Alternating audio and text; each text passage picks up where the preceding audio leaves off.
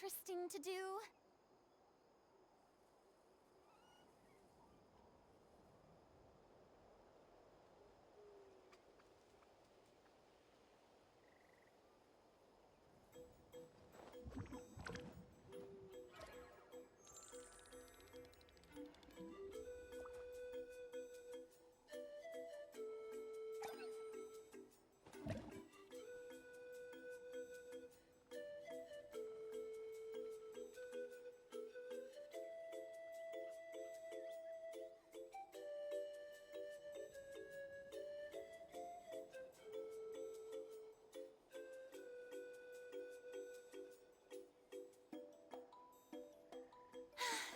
Being too popular can be such a hassle.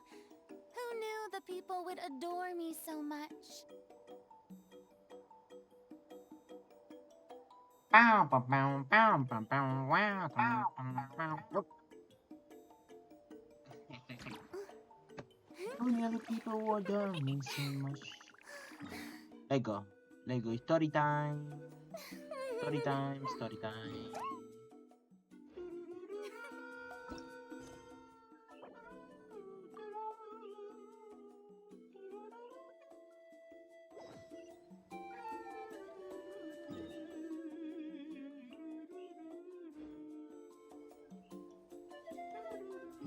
Otro momento. Ay, ¿cómo puedo ser tan así de dejar que la resina llegue hasta el 200?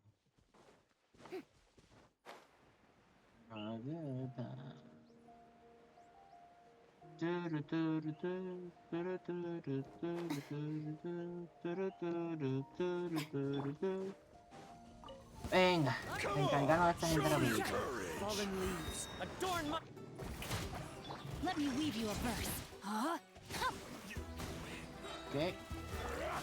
Into the wind. Let's do this then. As one with wind and cloud. The wind knows me. Bombs away! Venga, porque eso no hace casi daño. Pero bueno, venga, I pues. must remain calm. Into the wind.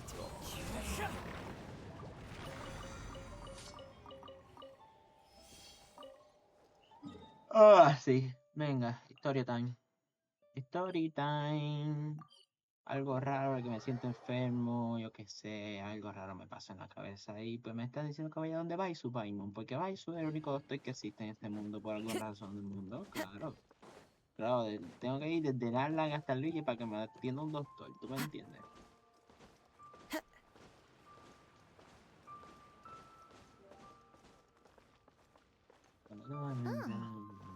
Baiju isn't in his shop. Oh, you're looking for Dr. Baiju. La He's abuela. resting today, but he said to send any patients to the back room. Back room. Ah, okay. Thanks. We'll head on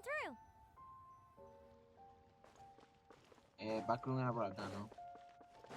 Yeah, it is.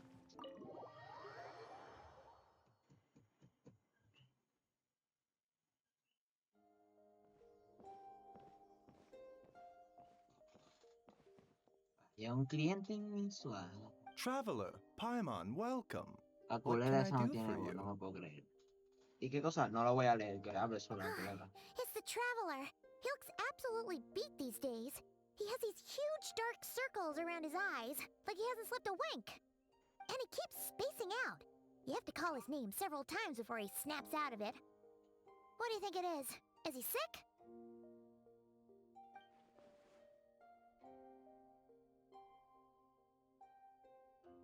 Very peculiar. In all the time we've been acquainted, this is the first time you've come to me with a health complaint. Come, let me take a look at you.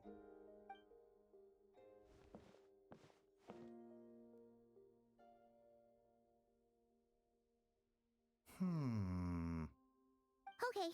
Paimon does not like that expression, Baiju. It's not serious, is it? Complexion is good, eyes are clear, breathing is steady, pulse is strong. Physically, you appear to be in good condition, traveler. In theory, your energy level should reflect that. You should be feeling right as rain. hence my concern. A clean bill of health is usually a good thing, but in this case, it likely means your situation is more complicated. Physical illnesses come with detectable symptoms that can be used to diagnose, medicate, and cure the condition. But afflictions of a non-physical nature, they fall outside a doctor's realm of expertise. Huh? What do you mean, non-physical nature? Curses, dark magic, it's hard to say. It could just as easily be a simple case of mental fatigue. Why don't you rest here for a bit? Whatever it is we're dealing with, clues to your condition are sure to reveal themselves in time. Once we know the root cause, we can administer the right treatment.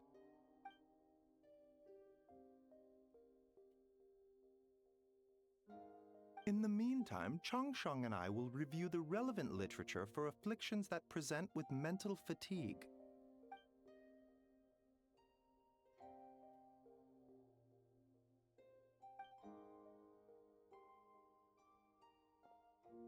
Oh, must be a rare condition if not even Baizhu and Changsheng have seen it before. Well, all we can do is take their advice.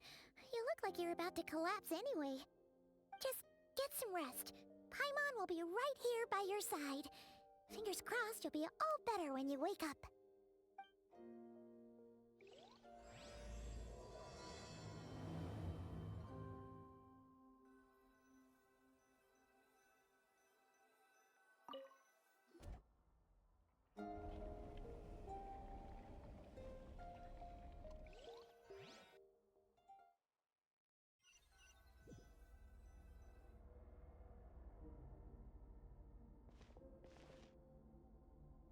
¿Dónde estoy?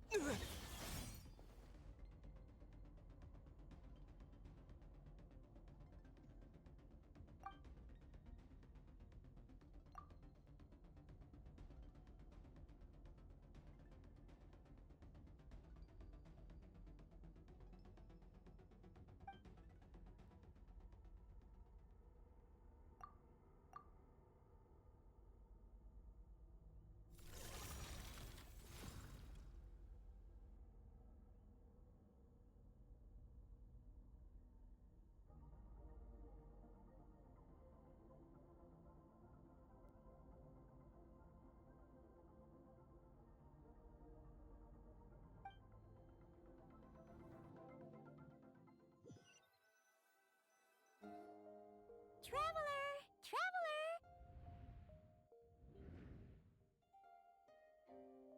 Rise and shine! Time to wake up!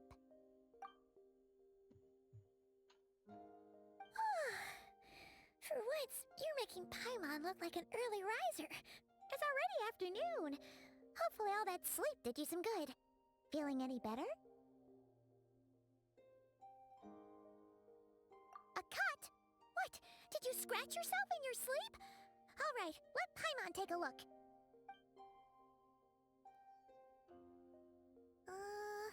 Nope, nothing there. Wait, did you have a nightmare? Okay, don't panic. Paimon heard that dreams tell us what we need by showing us the opposite. So, if you had a nightmare, Maybe all you need is something to cheer you up. Come on. Paimon will treat you to something yummy.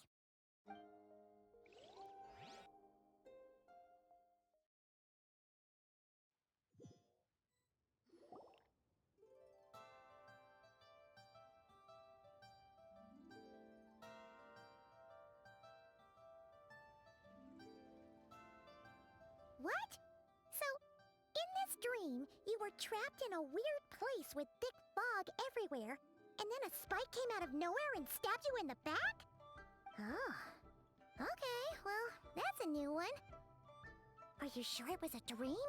Because from the way you describe it, it sounds like you were really there.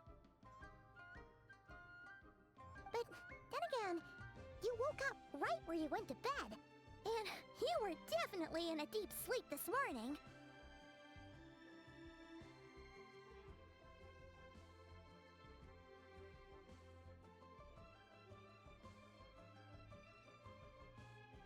Then, it's decided. Paimon will stay up and watch over you tonight. If anyone tries to mess with you, Paimon will beat him up. Or, wake you up first and then we can beat him up together.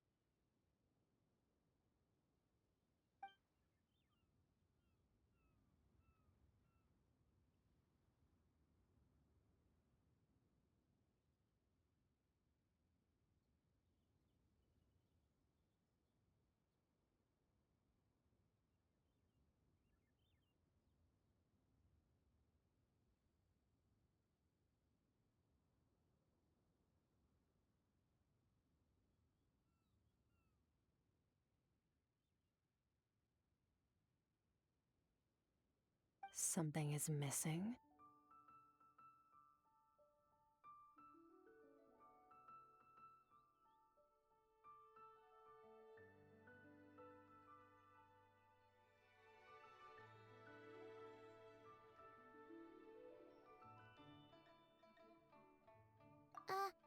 Did you just say something? The flesh remains whole, but the soul is incomplete. Left unresolved, the mind will wither away along with it. Ah! What the? Wait! Paimon remembers you!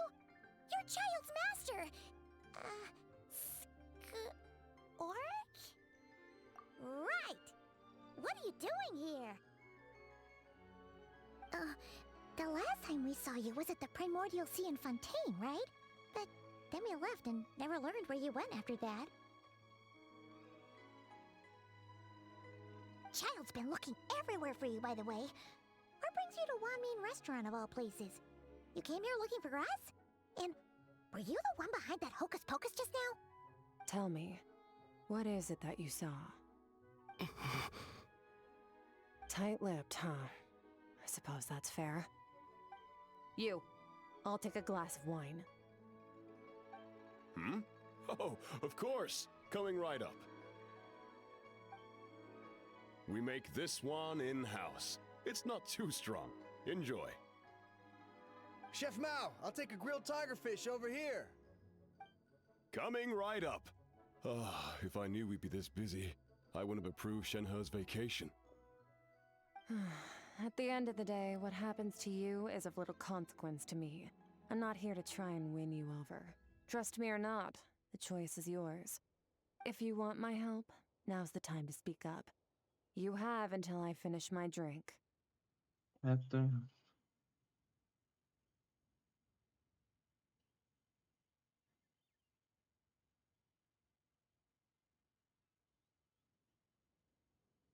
Ah, no. Y no me importa tampoco, Mini. I was investigating an abyssal disturbance in the area and happened to notice you. Part of your soul is damaged, and the wound bears traces of abyssal corrosion. Need I say more? Neither of those things sound good.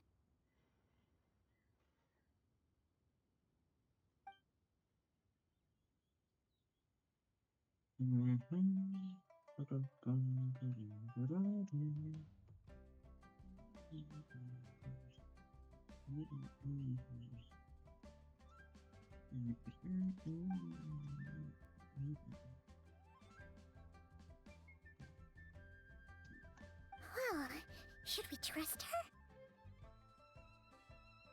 She mentioned an abyssal disturbance. Maybe that has something to do with what's going on with you. But we could always find a different expert on the abyss to help us out. Yeah. Yeah, and that thing she said about your soul being damaged is scaring, Paimon. Definitely something we should fix sooner rather than later. Skirk's an interesting one, that's for sure. But from what Child's told us, she doesn't seem evil, at least.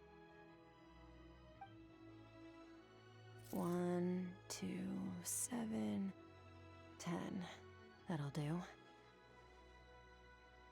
Well, have you made up your mind? What I saw was a dark space ¡Oh! ¡Que shrouded in habla! a dense fog that wouldn't disperse. Por fin habla el tipo.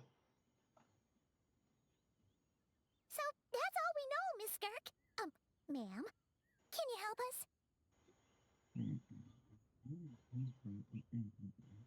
So, you couldn't disperse the fog. I understand. Come find me in the Guili Plains when you're done here. Oh, and I left cash for the drink on the table. Settle the bill for me, will you? Oh, okay. Huh? She disappeared.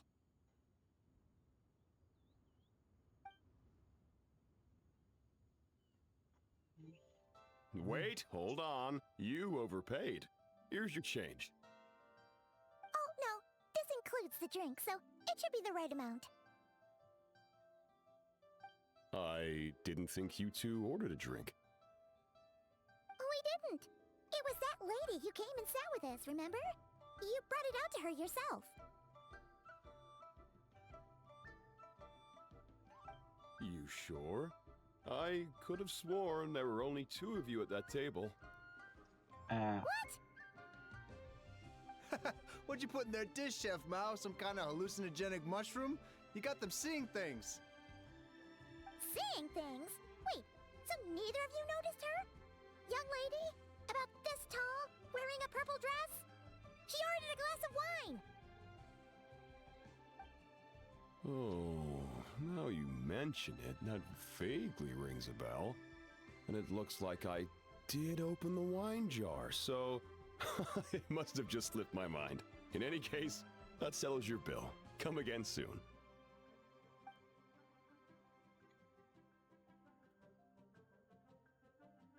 La cuenta, por Coming. favor. Okay, what was going on there? It's like they didn't remember Skirk being there at all. Even Paimon was half convinced we hallucinated the whole thing. But that Mora she left for us was definitely real. Oh, this whole situation is giving Paimon the creeps. But anyway, she told us to head to the Guili Plains, right? Let's not keep her waiting.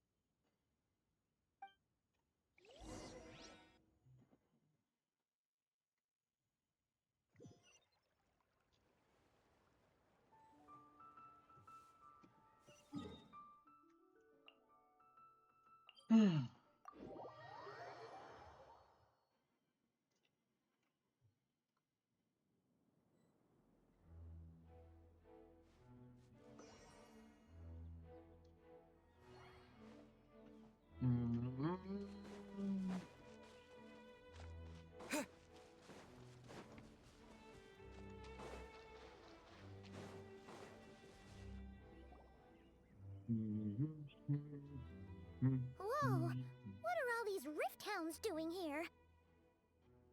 Huh, looks like they're collecting something. Let's go check it out.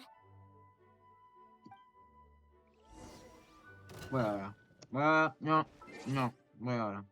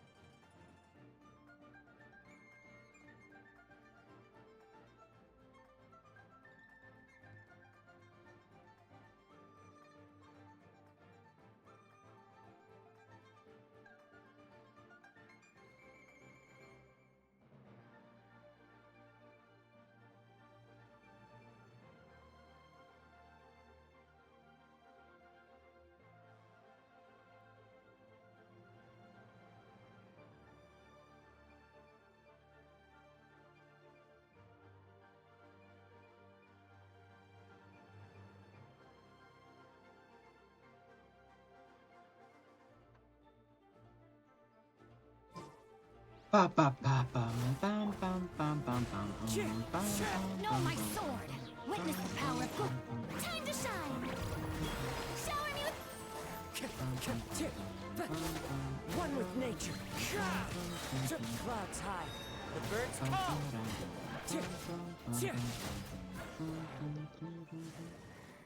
Let's go. So, this is what they were collecting. It looks kind of like... Yeah. What is going on here? From the moment they are born, all beings with great power have an impact on this world. Even if their body is sundered and their soul extinguished, their influence remains. Gods are the most common example of that. The remnants of gods who fell thousands of years ago remain buried deep within the earth, carrying within them a warped will and a dark curse. Together, these remnants form what you call God remains, and it appears that some of those sealed here were dug up and removed. There are traces left, but they're fading fast. What are you doing? Nothing.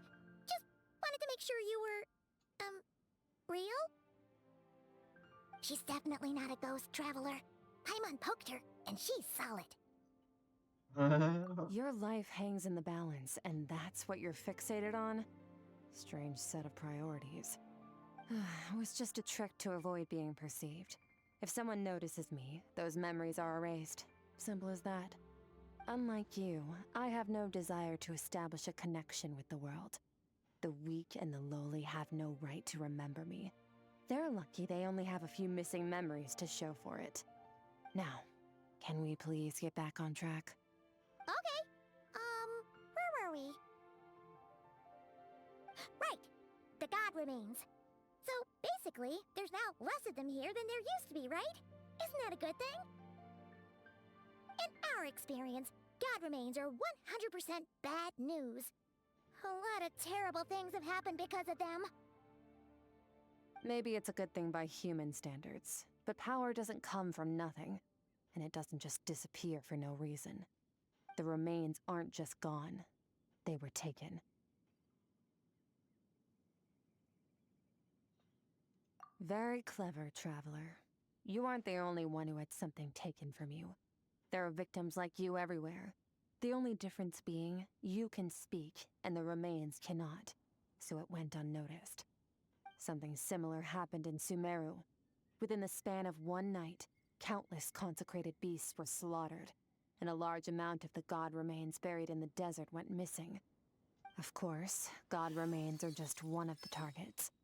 The culprit is chipping away at sources of power all over this world, including the Stella Fortuna above. Wait, you mean the stars? Mm-hmm. 42 of them have died out in the past few months alone. In Conria, people believed that powerful individuals have corresponding Stella Fortuna. Even should that individual fall, their Stella Fortuna would not disappear, but gradually evolve into a new constellation. Yet now, stars are disappearing from the skies entirely, and it's not hard to deduce what's happening to the power they contain. Something has been leeching power from this world like a parasite steals nutrients from a host. And now, it's no longer satisfied with the remains of the dead. It wants you. This time, it only took a fragment of your soul. But next time, there's no telling how far it could go.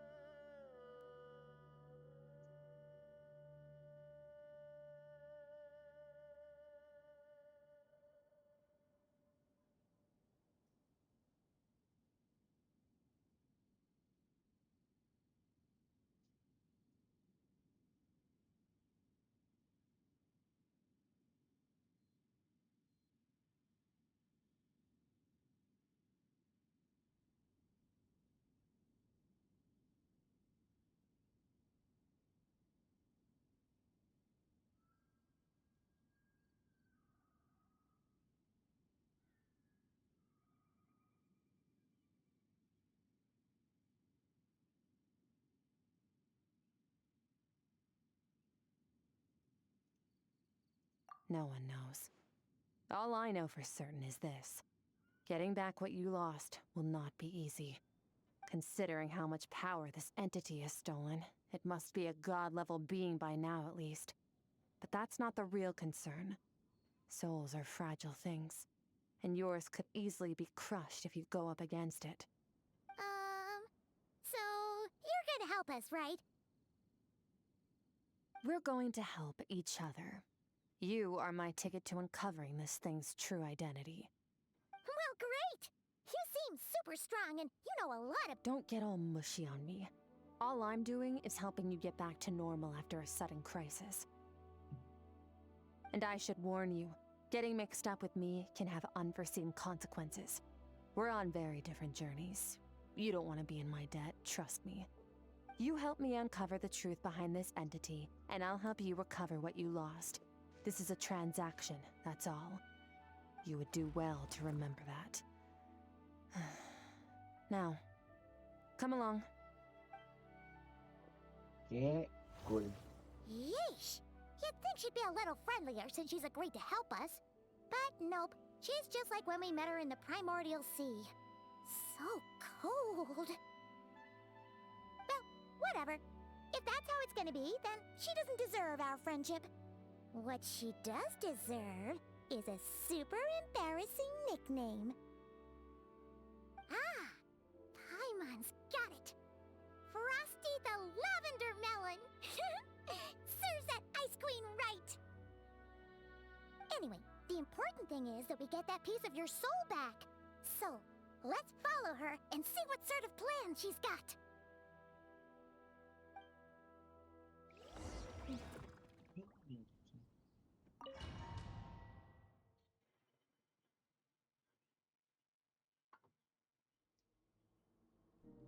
Huh.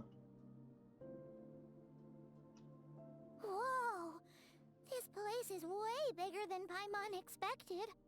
Where are we? This is where I live. I suppose it's the closest thing I have to a home here.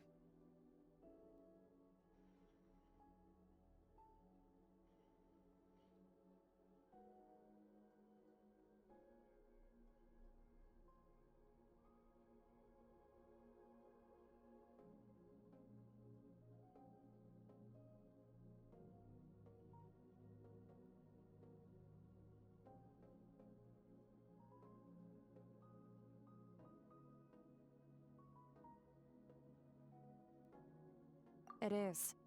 I brought you here because time flows differently in this place. I don't know how much Ajax has told you, but when he fell into this space, I mentored him for 3 months. In that time, only 3 days passed in the outside world. Ajax? Oh, right! That's Child's real name! Yeah, Paimon remembers him mentioning something like that. So, a month here is equivalent to 1 day in the outside world? That should mean we're safe from that power-hungry soul snatcher for now, right? Yes, well, I didn't bring you here just to show you around. In the outside world, the Traveler could be attacked at any moment. But coming here has bought us quite a bit of time. Now, we just need to figure out how to investigate that place you saw. The one full of fog. Both your description and the abyssal disturbance I felt point to that space having some connection to the abyss. It could even be a domain similar to this one. The thief who stole that fragment of your soul is hiding there. But the abyss is a chaotic and turbulent place. If we want to pinpoint their location, we need to see what that space looks like without the fog. Abyssal power can grant a special form of sight. Have you ever wielded abyssal power before? No. Okay. Do you plan to learn? Well, I don't know. That tracks. All the information you have suggests the abyss is something sinister, and that abyssal power is a wild and dangerous force that always spells disaster. And you're saying that's not true? Depends on your perspective. Floods and hurricanes take countless lives too. But if one day you gain the power to control them, what was once a calamity is now just another tool in your arsenal. I'll respect your opinion, though. Just means we have to turn to the second best option. A little abyss crystal that contains my power. Wear it on your head, and we'll be able to perform dream mirroring when we fall asleep. Dream mirroring? It means experiencing whatever the other person is dreaming. Everything they see, think, and feel. Since you haven't studied the art of using abyssal power, and have no plans to jump in the deep end right now, I'll have to do the investigating for you. With dream mirroring, every time you slip into a deep sleep, I'll see with my own eyes whatever scene plays out in your mind. Then, I can guide you through the dream environment, and we'll take back what was stolen from you. Huh. You make it sound so simple.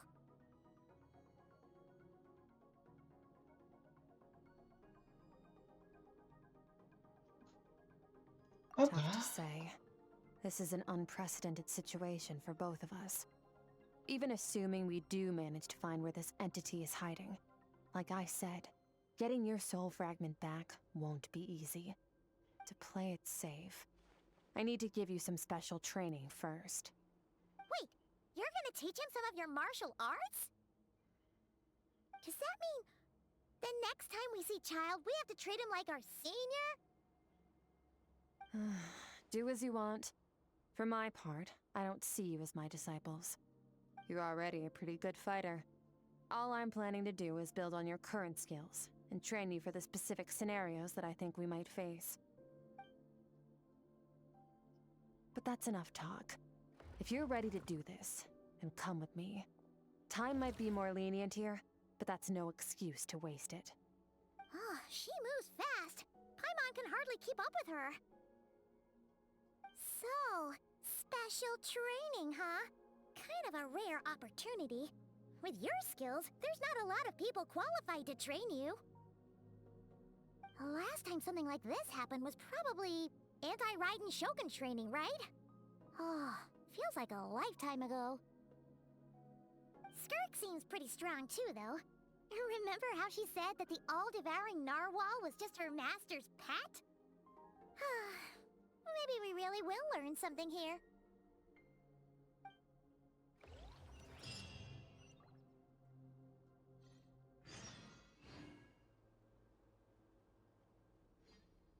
Bueno. A ver.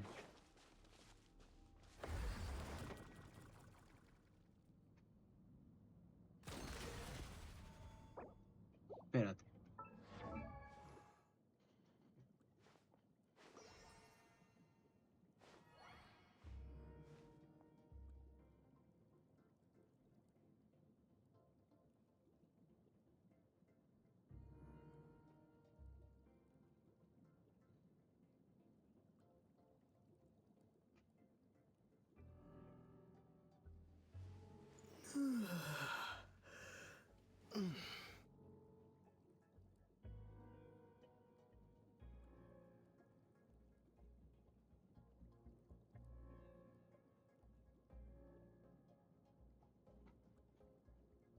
Let's go.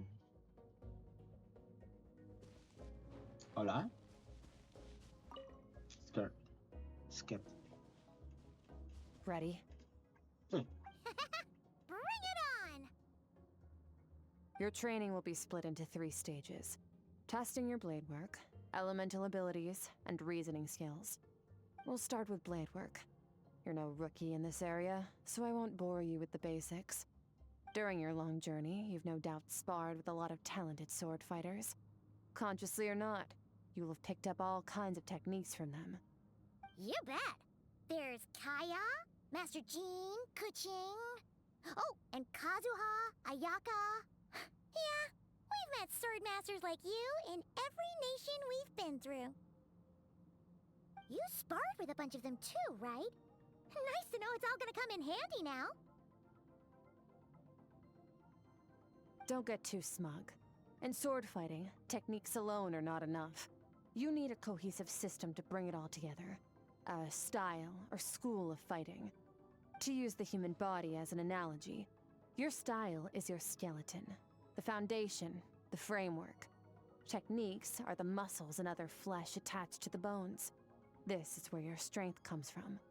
Improving your sword fighting is like growing that body.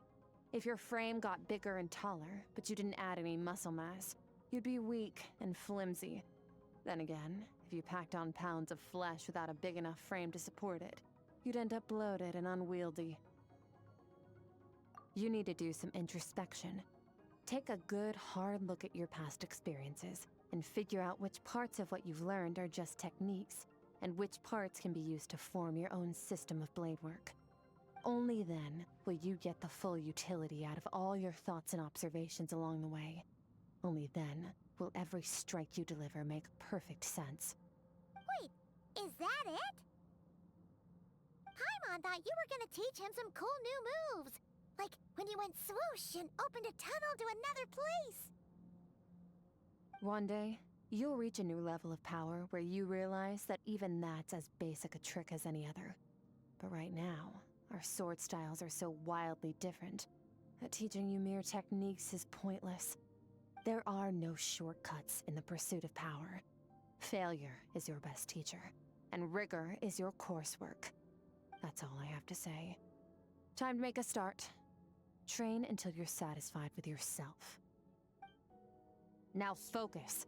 Destroy the crystal columns as swiftly as you can.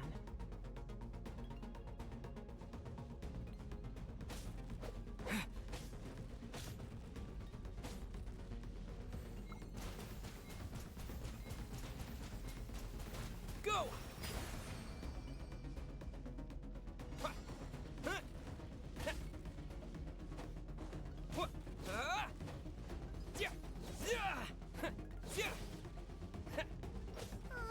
This is making Paimon's head spin.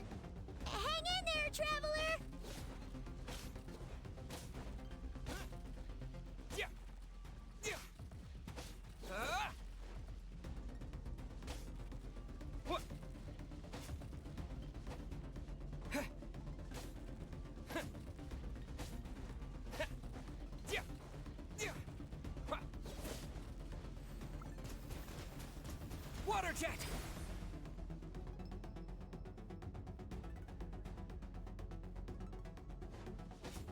Huh. Ruh. Yeah.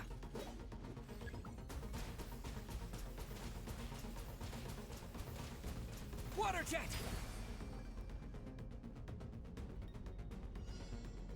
What? Yeah. What? Yeah. Yeah. Yeah. Yeah. Stay calm. Use your head. You have to keep it together.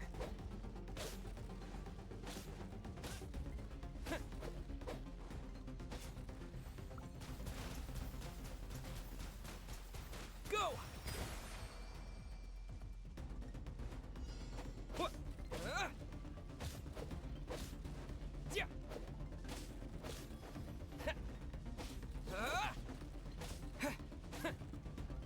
Yeah.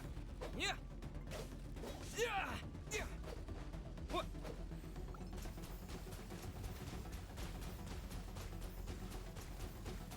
Ha. Huh. Yeah. Yeah. Yeah. Yeah.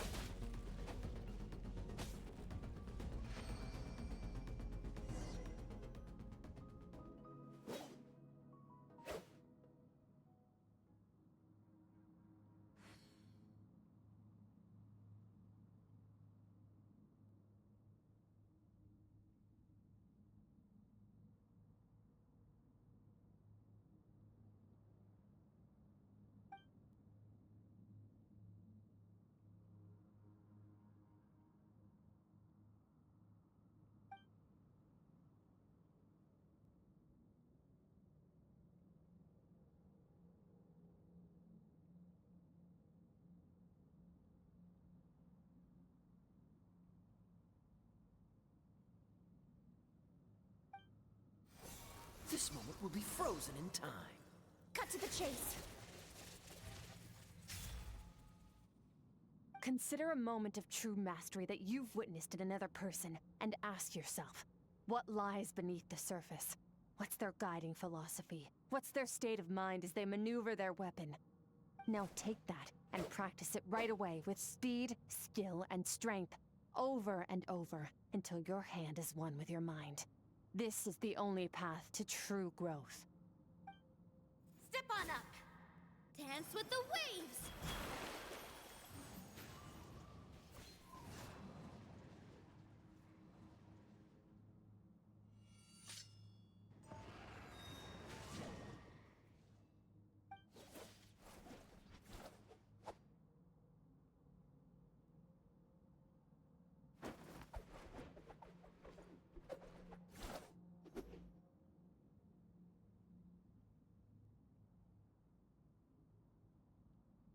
If you start to tire, empty your mind, but do not stop. Stay in that frame of mind as you keep up the fight. Get rid of all redundant movements. Imagine your sword is an extension of your own body. Wield it just as you wield your arms, hands, and fingers. 'Twas on a deserted, moonlit night that the hero approached the vile dragon's limpid lair. Rain Cutter! Feathers fleeting wet, the white heron treads water, a sight without flaw. Master of Inazuma Kamisato art Tachijutsu.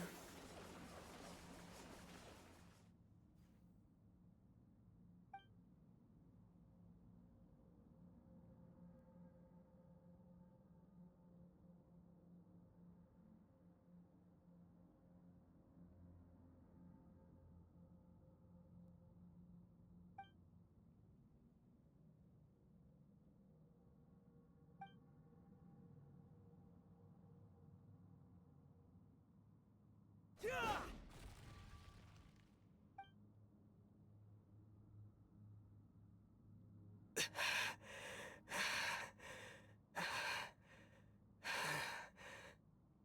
Huh. Looks like you've made some real progress.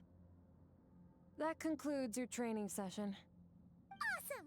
Paimon knew you could do it! How do you feel?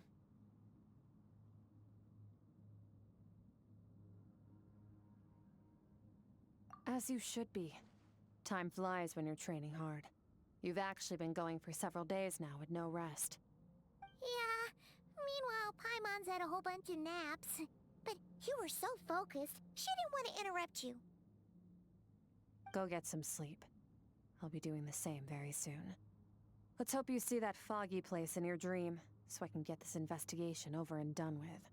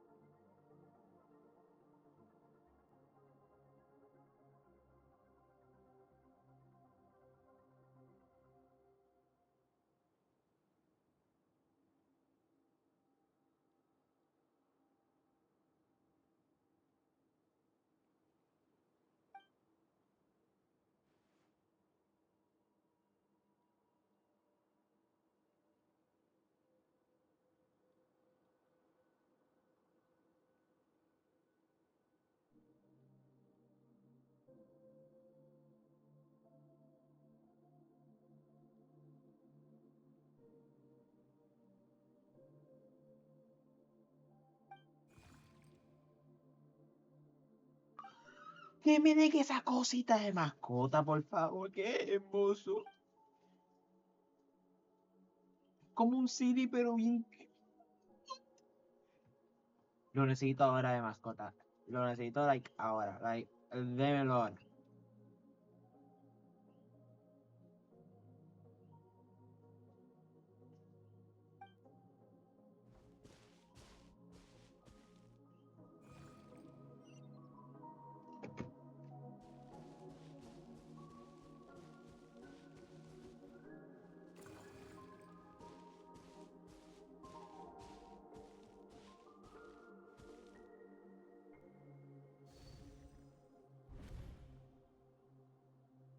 Skirk, why are you skipping classes again? We've talked about this.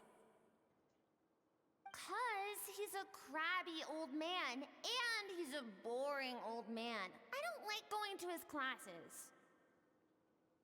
Excuse me. You shouldn't talk about your teacher like that. It's very disrespectful. All right, let's not get into a big fight about this. Skirk's learned what she needs. There's no point forcing her to sit through more classes if she doesn't want to be there. But I'd still love to hear about what you got up to yesterday. Why don't you tell your dad all about it? I went diving and I saw this huge fish. I never knew they could get that big. It looked kind of dumb though with that stupid big fat head. I tried to shake its fin, but it just spat water at me. Oh, and today I'm gonna go to that prairie up north. There's supposed to be this giant bird there that can spit fire. I bet if I climbed on its back, it could fly me all the way to the stars. Then I suppose your old dad should get one as a pet too. Otherwise, how are you gonna hear me call you for dinner up there in the stars? When it's time to eat, I'll come back on my own, Zilly. Anyway, gotta go. Bye, Mom. Bye, Dad. Wait! Put on a coat at least. You'll catch a cold. I'm talking to you, young lady. You spoil that child, you know. Ever since that merchant ship arrived, she practically lives outside. Always going on about exploring the beyond one day, whatever that means. Ah, let the kid do what makes her happy. Besides, we both know you're all bark and no bite. Come on, our little adventurer's gonna be hungry when she gets back. Let's get started on dinner.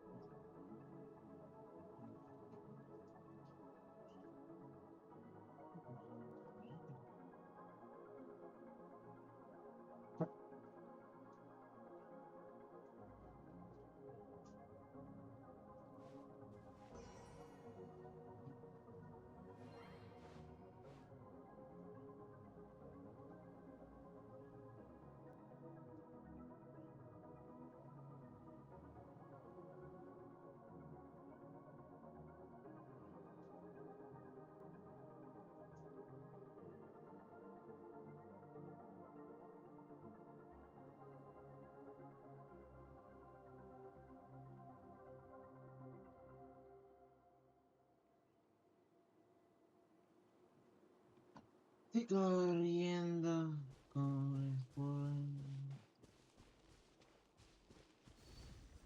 ¡Uy! The stars shimmer high above. But what lies beyond the stars? Mountains as far as the eye can see? An endless snowy plain? Or maybe buildings taller than the sky, like the people from the merchant ship said? I can't be the only one asking these questions. The universe is fascinating. If only I could meet some other people like me. We could set sail together and explore every corner of the world. I'm sick of being a kid. There's so many amazing things out there, and I'm ready to see them all. But for now, I'm starving. Better get back.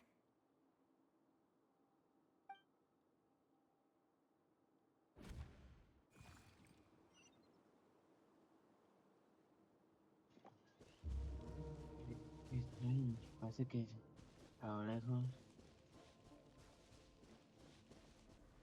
¿Qué es ese ruido?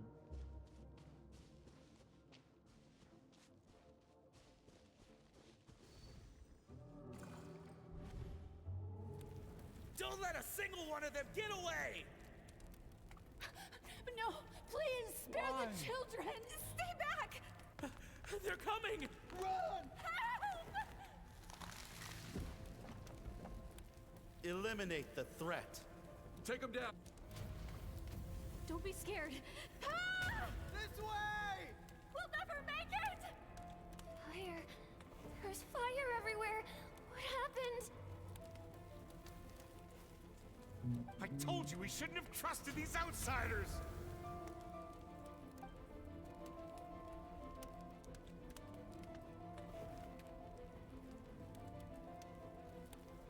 Why are you doing this? What did we do to deserve this? We welcomed you with our finest food and drink. showed you the best our home has to offer, gifted you cloth dyed by our own hands. And this is how you treat us? Run! Save yourselves! Captain, Zone 3 is clear and we have Zone 2 surrounded. Begin extermination. Remember the orders from upper command. No one is to be left alive. Rest assured, sir. We have enough munitions to annihilate these savages and burn their entire civilization to the ground. Good. The only ones who put up a real fight are that man and his wife, correct? What's their status? We shot the man in the ankles and the wife broke her wrist attempting to fight back. They won't be doing much more fighting. They're holed up in their home for now, but they won't last long. To prevent them from making some kind of last stand, we're planning to clear out the other zones first so we can send a bigger squadron to surround them. Well, well. Turns out some of these beasts do know how to use their claws. Now the threat these savages pose will be undeniable. Let them cling to what's left of their lives for a little longer. Once the other zones are cleared, I'll cut off their heads myself.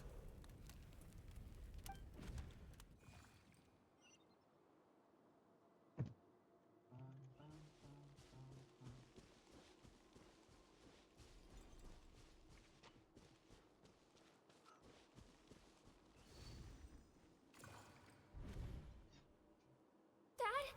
Mom? Skirk, you're all right? Thank heavens. I'm so happy to see you, sweet girl. But you need to go. It isn't safe here. They'll be back any second. What happened? You're bleeding a lot. Dad? Mom?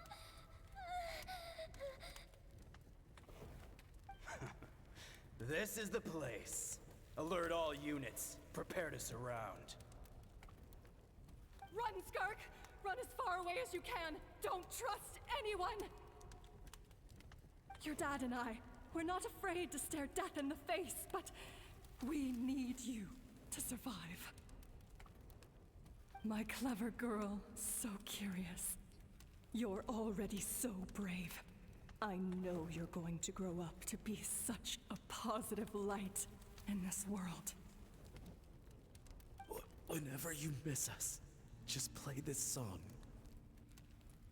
Remember, life is a gift. Don't let darkness claim it. Break down the door! Look what we have here. A savage that can pluck a tune. Well, the show's over.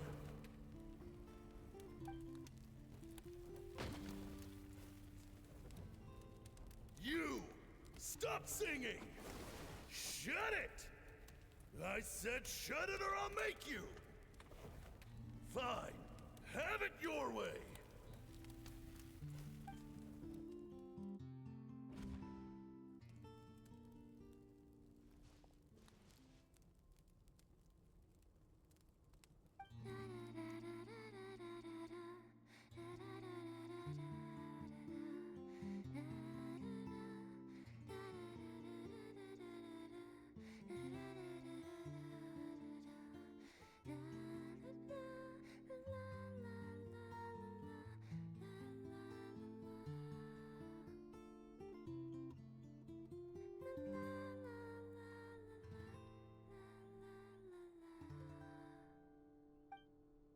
Oh, you're awake? I found a few clues while you were asleep, but it's only a start. Now, time for the second stage of your training. This time, the focus is elemental energy. Come find me when you're ready to begin.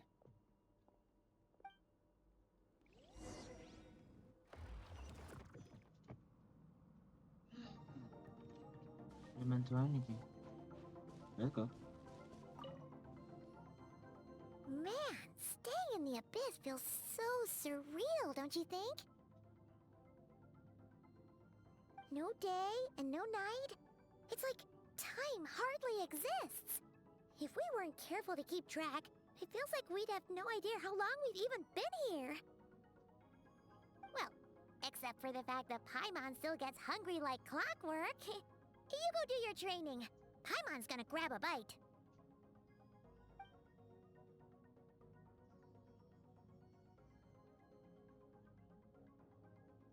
The way I see it, the pursuit of power is divided into 3 stages. The first is mastering the use of standard weapons. Next is learning how to harness natural energy. And after that, you're free to challenge even higher dimensions. The natural energy of Teyvat is, of course, elemental energy. But that's not my area of expertise. I draw from a different source of power.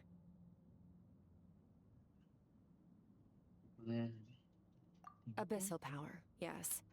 Also known as the power of the Void Realm. My master, Sertologi, is a true expert in that area. After all, he was one of the group of 5 that infamously stole the all-encompassing power of the Abyss.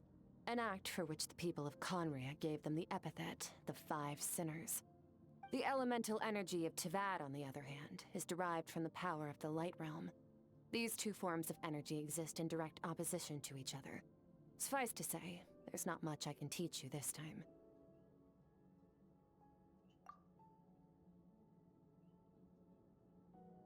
A keen observation, traveler. Call it respecting local norms.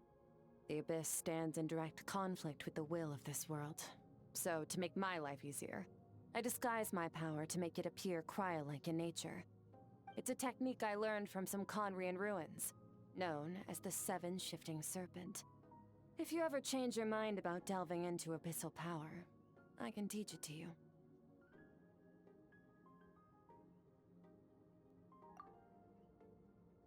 So I've heard. You seem to have a knack for removing abyssal power. But is purification really what's going on there? Like I said, power does not simply disappear.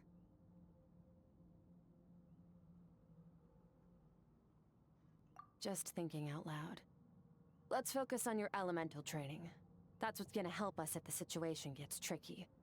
True growth comes from adversity, but only if you make the choice to pick yourself up again every time you fall.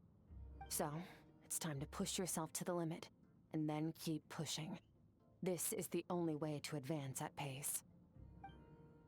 Use the power of Animo to clear the field as fast as you can. Okay, Animo.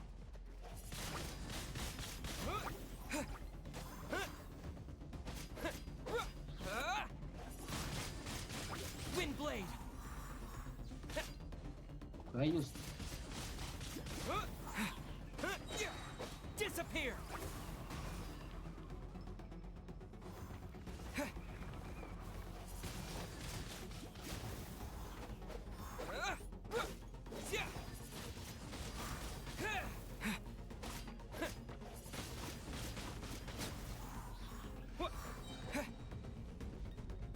Observe your surroundings.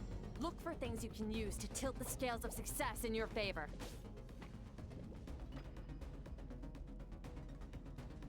Okay. No.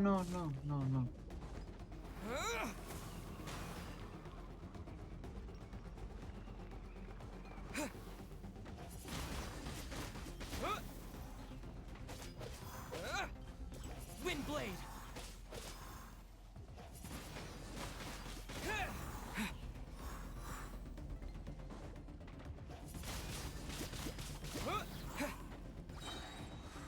With the wind!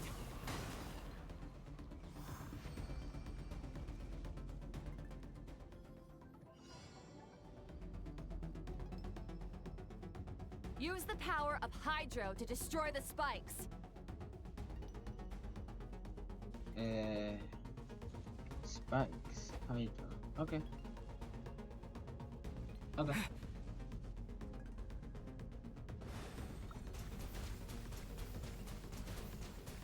Go!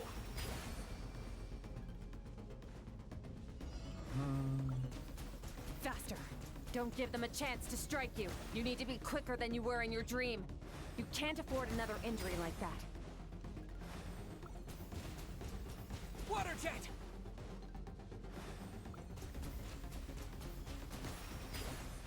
Ok, so ahora no tengo tiempo. Yo me pongo... Vamos a pasarlo. Water jet!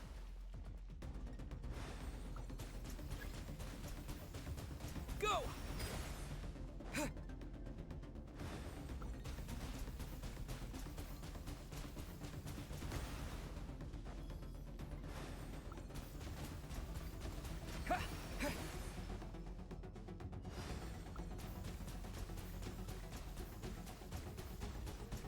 Oh, I missed them all.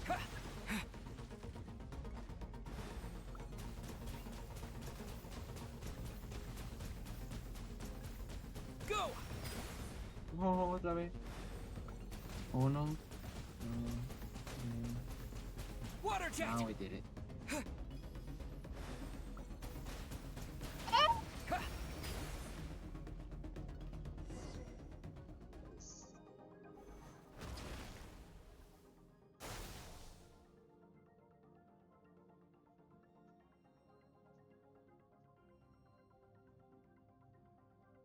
You need to understand what makes you special.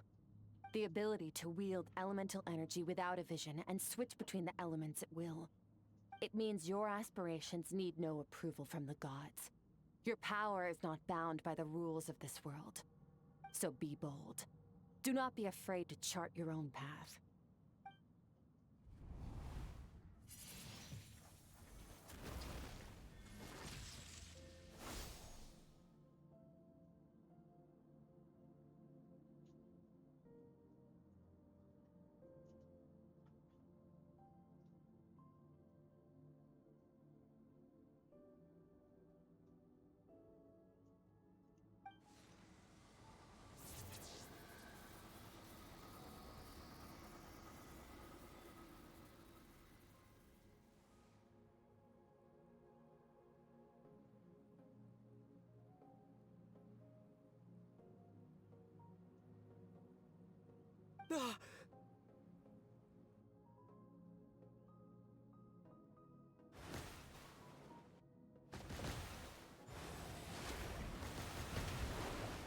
Very good.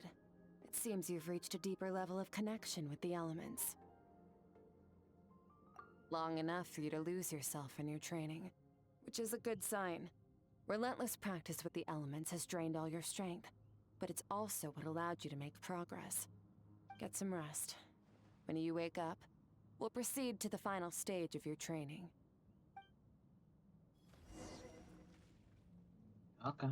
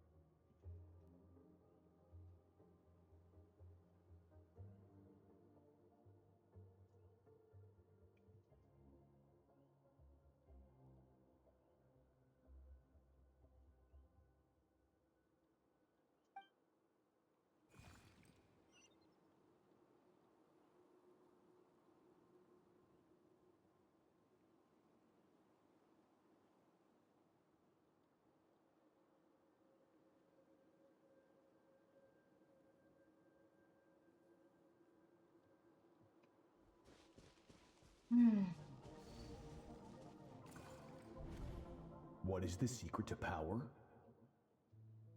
Longing, hatred, self-preservation. No, it is fear. The fear of losing those you love. The fear of watching your home burn. Fear of loneliness. Fear of death. Fear is the source of evolution. It forces humanity to adapt to their environment and overcome hardship. It is in the process of prevailing over our fears that we surpassed first ourselves and then the rest of the world. That fear is now part of you. It calls on you to evolve. And it is time to answer.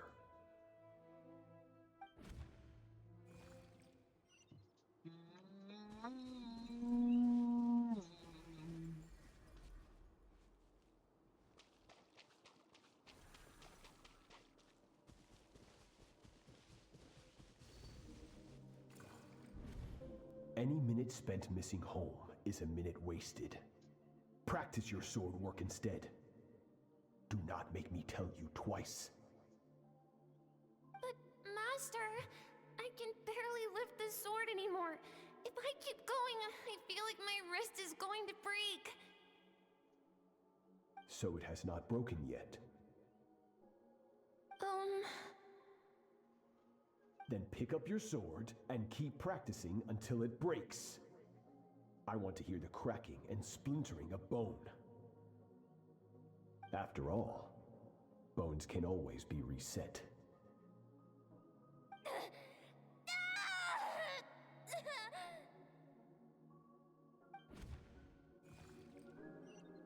You train pretty hard.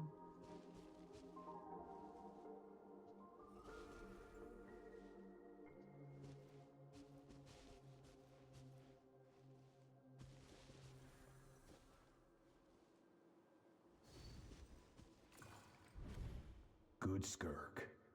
Once again, you survived. How do you feel? Cold. In pain. These are signs that you are adapting to the abyss.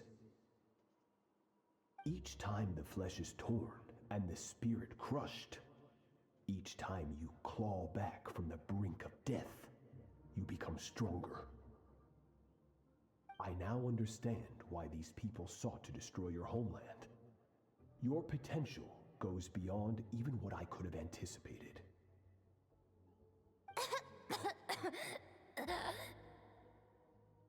But you still have much to learn in your pursuit of strength. Your mind is rife with distractions. From now on, I shall show no mercy in your training. You must learn to shut out all the pointless emotion, crush the self that makes you weak, and become master over your physical form. Get up, Skirk. Wipe the blood off your face. Cut away the rotten parts of your flesh, and mend what is broken. Then take up your sword.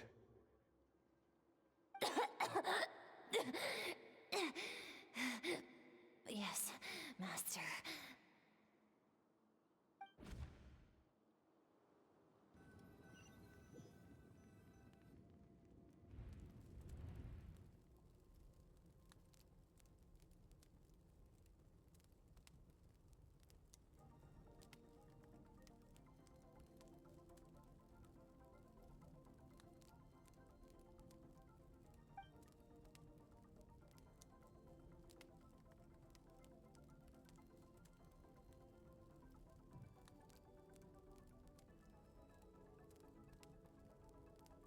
You're up!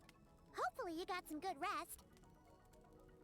Skirk said to tell you that she's ready to start the final stage of your training whenever you are.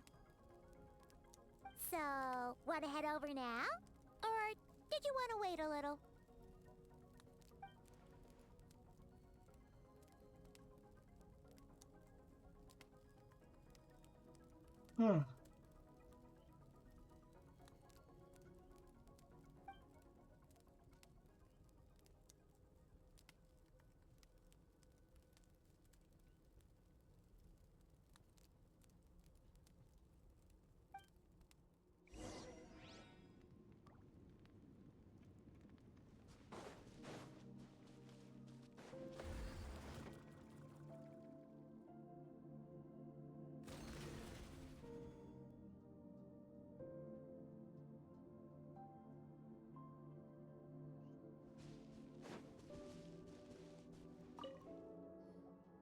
From your training so far, you have gained better command of the sword, and more control over your elemental abilities.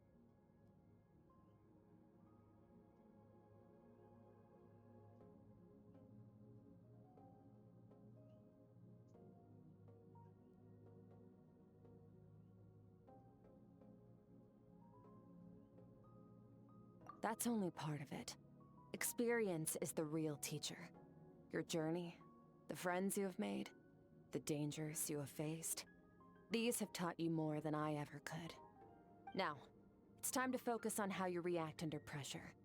You must be able to think rationally, even in unpredictable combat situations. To simulate this, I'm going to attack and you're going to block. Ready? No, no, ahora estoy. Sí. Not bad. That defensive stance looks near unbreakable. Just like your sister. ¿Cómo? That reminds me. You still don't know what happened to her, do you? What happened to her? Hey, no fair! That's cheating!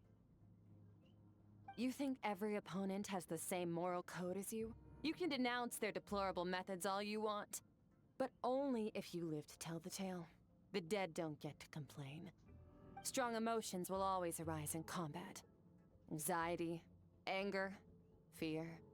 But a true warrior is never at their whim. Only when you are free from the influence of emotion can you make the right choice, no matter the situation. How amusing. Almost sounds like you think you know me. But you don't. You can choose your own path. We are not the same. Let's begin. Try to use reason over emotion. Make the most rational and advantageous decision in any given moment.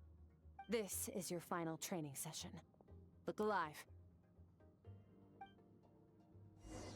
Same drill as before, but this time I'm going to interfere.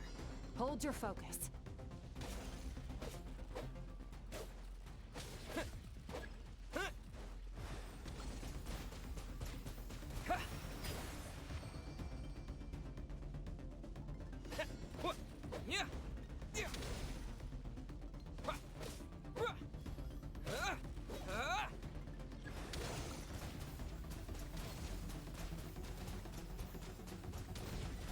Water jet!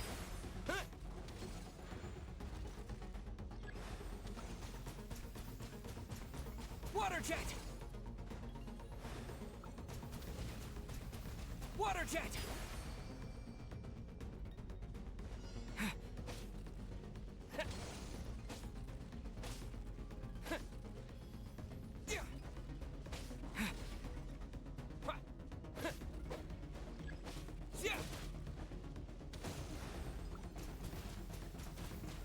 Go!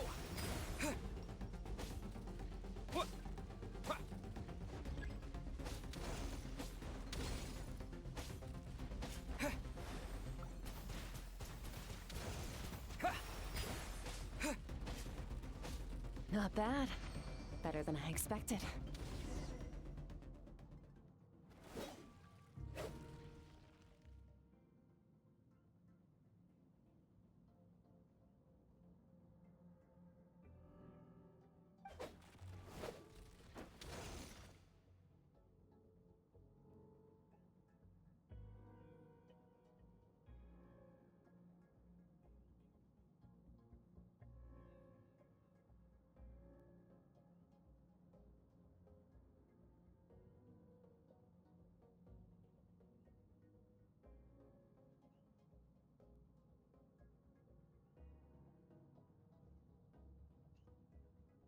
You're getting the hang of it.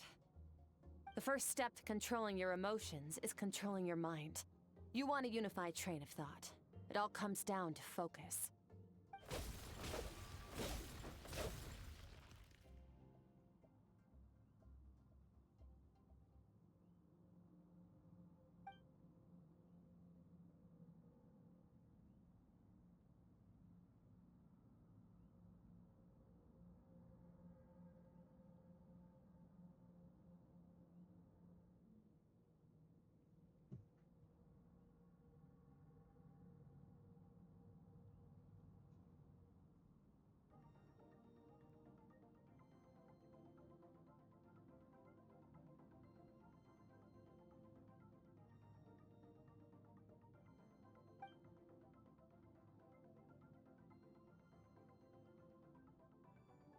Your mind is rife with distractions.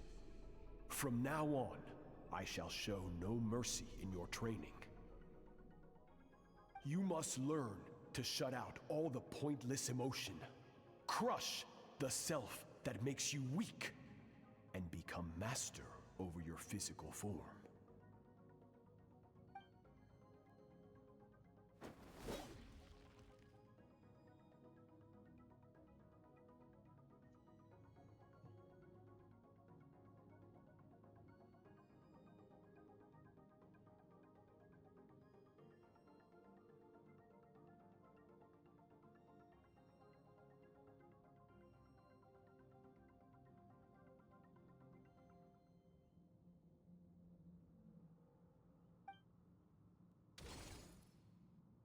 Stop. Let's pause here. One look, and I can tell your mind has wandered. That's to be expected. There's a limit to how long a human being can concentrate on one thing. Staying calm and focused sounds simple in theory, but in practice, it's more demanding than sword work or elemental abilities.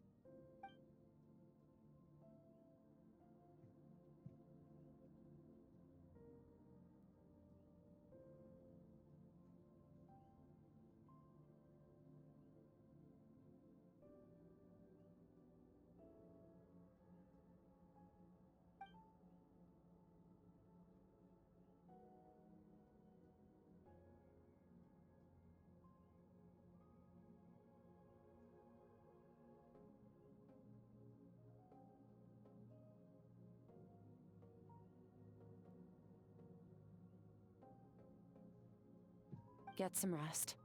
No point training further if you're already dead on your feet. Like I said at the beginning, the only goal of this training is for you to reach a point that you're satisfied with. You managed to push past your limits, which is a good start. You can be proud of that and sleep well knowing that you've earned it.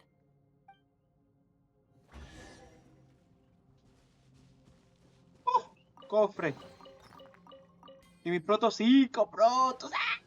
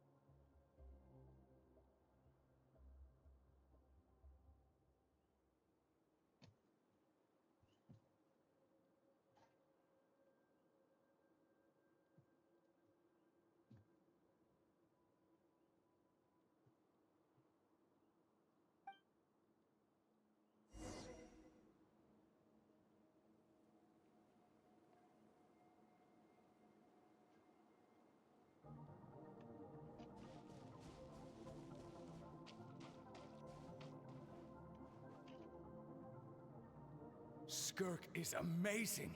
She faced down that terrifying giant and cut its head clean off. Oh, she got hurt though, didn't she? I heard it was pretty bad. Yeah, well, that's a given. But the moment she was on the mend, she got right back to practicing her sword work. I heard Master suffered a grave injury once too. Lost an arm and a leg and still came back stronger than ever. Skirk's becoming more like him by the day. Incredible. I wonder if I'll ever reach their level. They're always so resolute, so unshakable.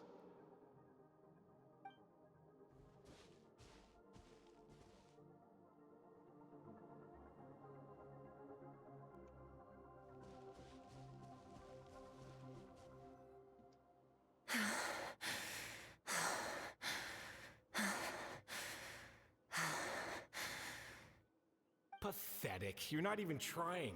You're so much weaker than you think. Skirk, have you become a positive light in this world?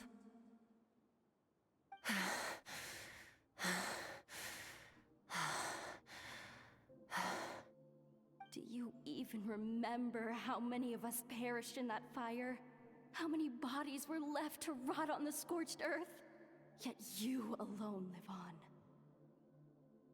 Keep your gaze fixed on your blade. You don't deserve to rest. I have so many questions. I just want to jump in a spaceship, explore the whole universe, and get answers from the stars. I just need to wait till I'm grown up. Then, I can do anything. Now, you must bid farewell to who you were in the past and become someone stronger. Run, Skirk, run! Only death awaits us here. Keep running, and don't ever look back.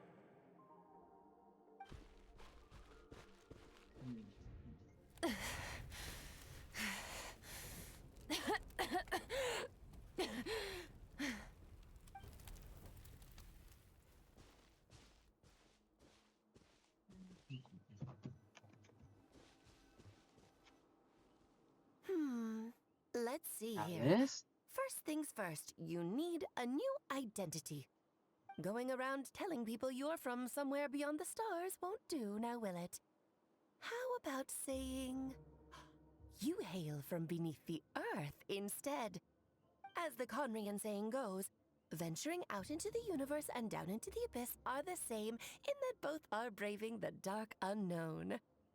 Well, I'm a visitor on this planet, so I'll follow the rules. Ah, splendid. That saves me quite a bit of trouble. Let me offer you a piece of advice in return, although it might not be what you want to hear. I know the pursuit of strength is important to you, but taking a moment for yourself every once in a while is never a bad idea. Ignore her existence for too long, and there will come a day when you can no longer hear her voice.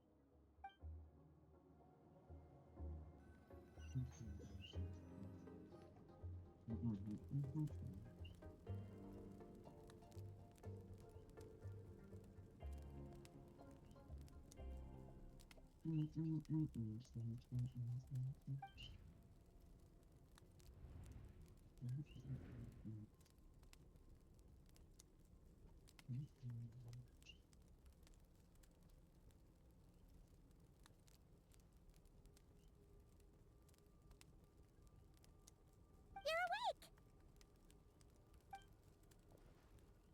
You must be starving, right? Ta-da! A barbecue feast just for you!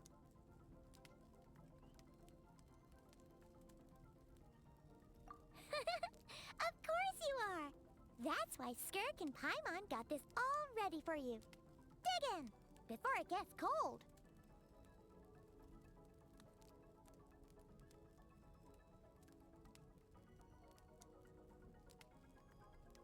Ah, well, if you're around someone long enough, it's bound to happen. Plus, Skirk can cook. So, Paimon decided she can forget the whole Ice Queen thing. Paimon's not one to hold a grudge. Here's an idea. Let's save the chit-chat until after the meal.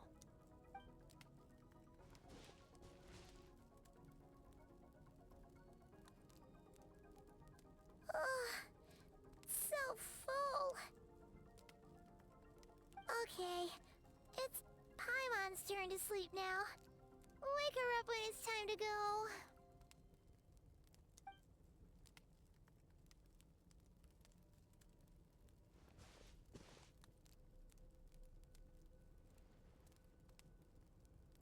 I have good news. First, your training is complete. You have what it takes to wield immense power. Now it's just a matter of putting it into practice. Continue to learn from your journey and hone your skills against formidable opponents. Second, I've located the culprit we've been searching for. Next, we just need to retrieve the missing part of your soul, and our business will be concluded. When Ajax trained with me, he once told me he was bursting with questions. So I allowed him to ask me 3 of them before he left. You and I may never meet again, Traveler. So if there's anything you want to ask me, now's your opportunity. Just like Ajax, I'll answer 3 of your questions.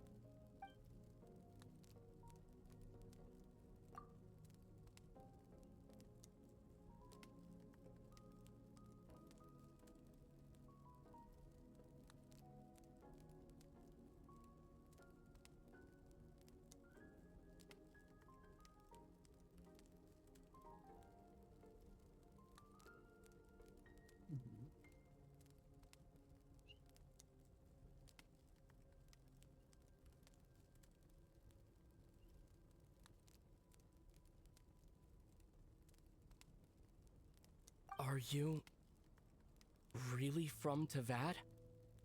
Okay, not the angle I was expecting. What makes you ask that?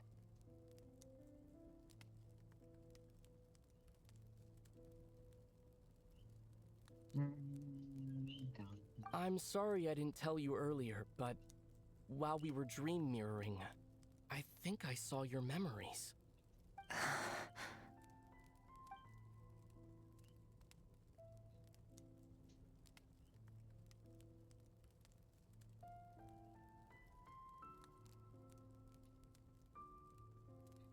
Bum, bum, bum, bum, bum. I knew that was a possible side effect. Closed off my mind to you for that exact reason. Even with the dream mirroring, you should have seen nothing but endless darkness.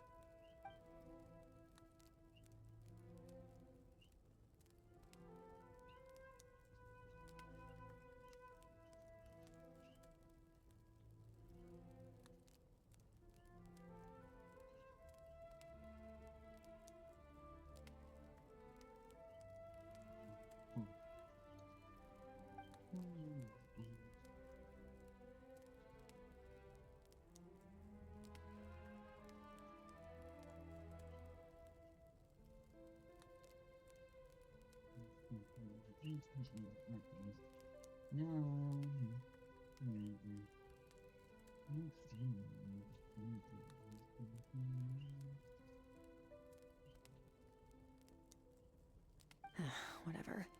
Must have been a flaw in my execution. I shouldn't be too surprised. Due to some recent circumstances, my self-control has been lacking as of late. Since you've seen what you've seen, there's no reason to hide the truth. All I ask is that you keep it a secret. No, I'm not from Tavad. I'm from a different planet. And there was a time when I journeyed through the stars. A lot like you in some ways.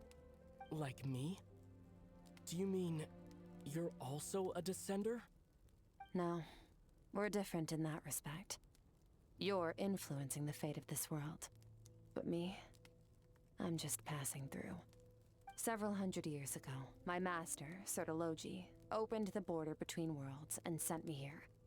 But this is not my home. And one day, I'll return to the vast unknown of space. So, there you have it. On to your second question.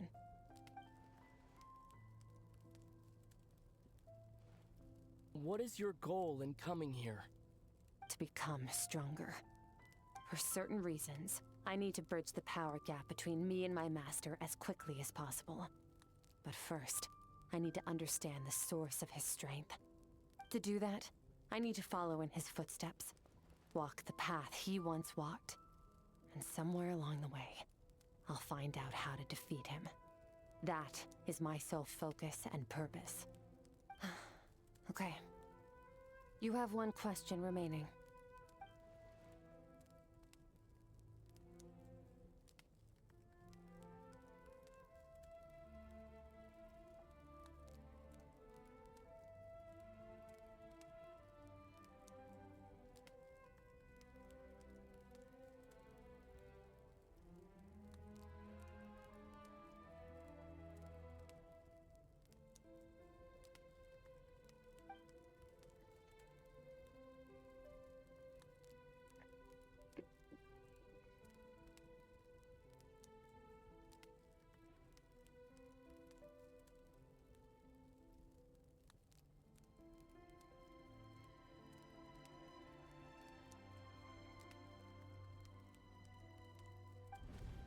You make it sound so easy. Ever since the incident I experienced there, I've never stopped searching for Master Skirk and that unknown abyss. But it's been years now, and I've still found nothing.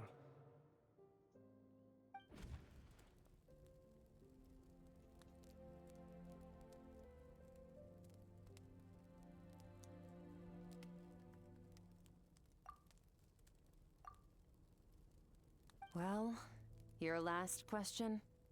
You know Child is looking for you, right? Are you going to let him see you? Ajax. His situation is different than yours. Before you ever crossed paths with me, you'd already encountered many formidable people, studied their techniques, and developed your own skill set. So, during your training, all I had to do was build upon that foundation. But Ajax was so young when he came to me. A complete blank canvas. Children can't help but imitate their role models. In the long run, that would only hinder his growth. Once Ajax has enough strength in his own right, I will allow us to meet again. Until then, let that motivate him to reach his full potential.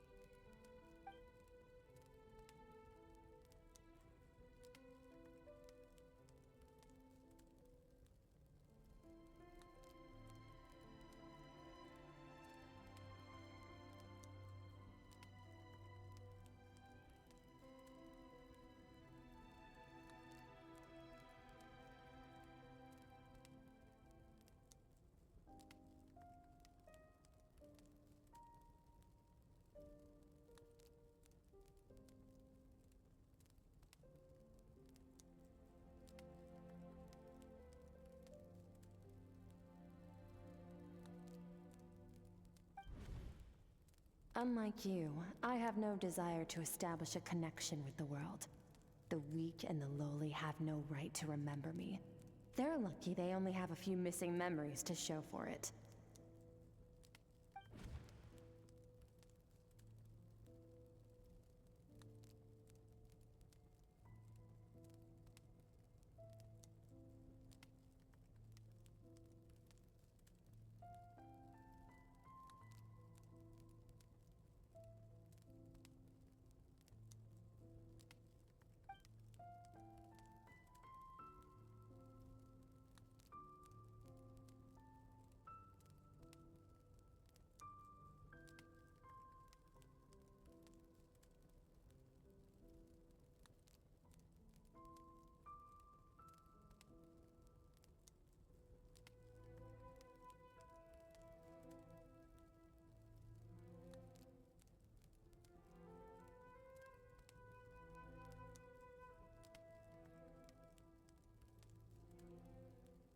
Wake up your companion.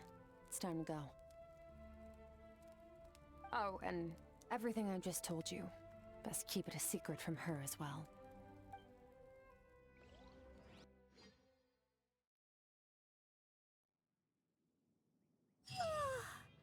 Time to go. Oh, finally. Where are we headed? Just follow me. I'll open an abyssal rift close to the culprit's location. It will take us to where he's hiding.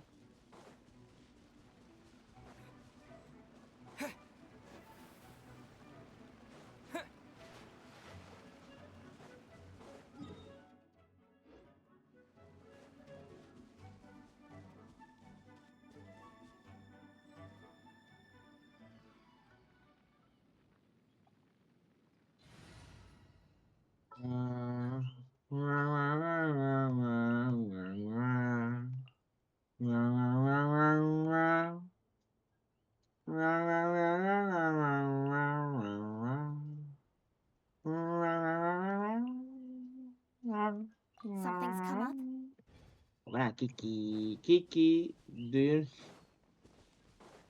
Turudutu, turuturuturutu. Esto no cura. Ah, sí, sí cura.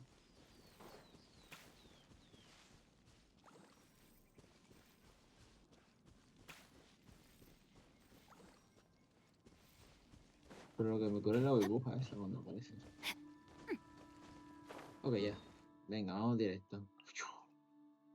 Ah, está en la cima. ¿Qué hacemos en la cima?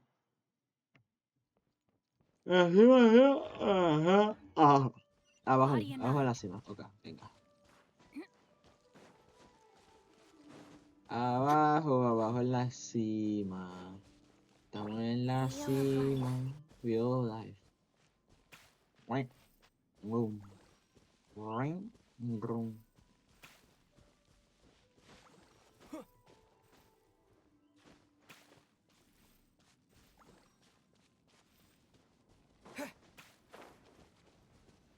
Hola. Wait, this is near the chasm, right? Yes. If we enter from here, we'll be able to reach that place from your dream. You have some experience with abyssal domains by now, but still, this is someone else's territory. Best to proceed with caution. Don't worry, Paimon's an expert at hiding behind other people for safety. Oh, but, that means you need to stay safe, traveler. All right. Remember your training. Time to put it to use.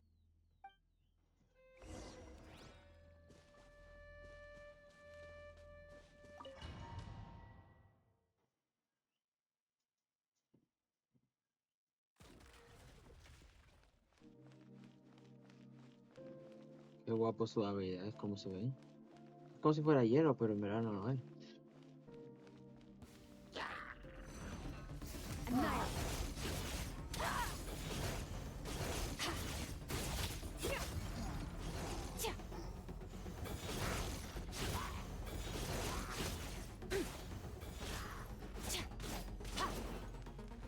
Wow.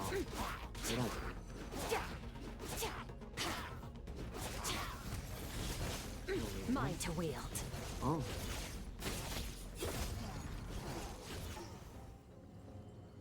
No entendí una mierda. Wow. Look at all these spikes!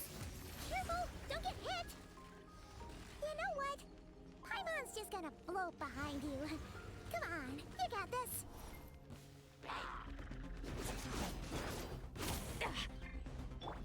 Wipe out! Water jet! Water jet!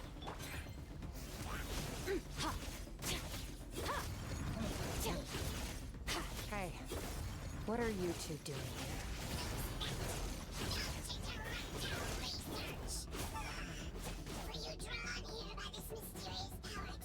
Dusty, like an abandoned house. Let's press on.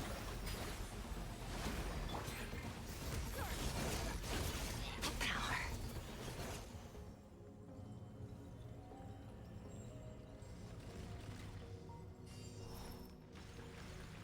Con esas palabras.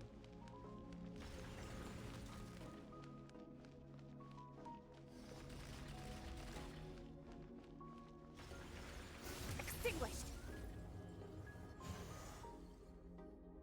Oh, looks like this is a dead end. Did we make it to his hiding place? She look black now. Ugh, this fog is making it impossible to see anything.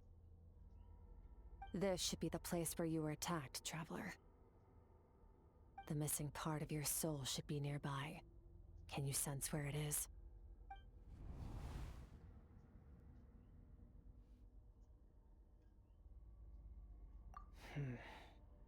Our opponent must have covered his tracks just in case. Otherwise, you should have sensed it much more strongly. Hold on! Look! The spikes are back! Stay calm. Let's hold back a little. Give our enemy some wiggle room so we can see what we're dealing with. If you're too reckless, we might be playing right into his hands. Our enemy took part of your soul for a reason. It's likely he integrated it into his attack somehow. If we're smart about this, we can track it down. Okay. Bomba. Bomba. Hay que matar, que es lo más increíble del mundo. Wow. Bombas.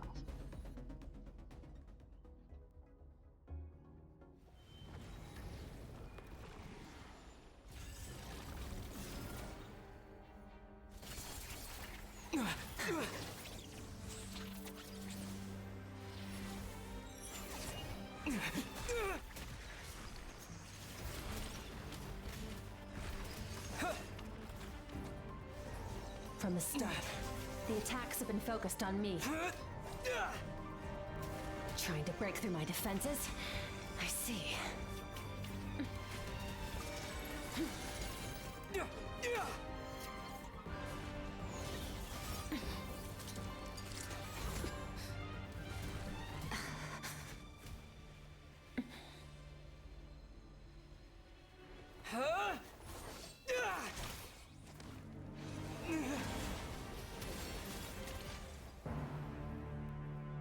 You alright? That thing was...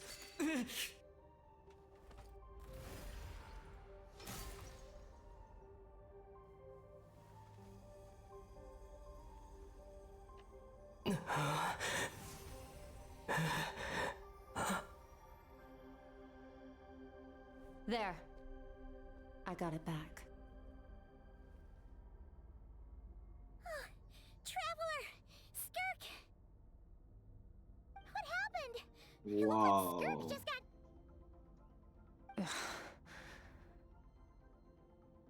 In the Guili Plains, you asked me why this enemy chose you as his target.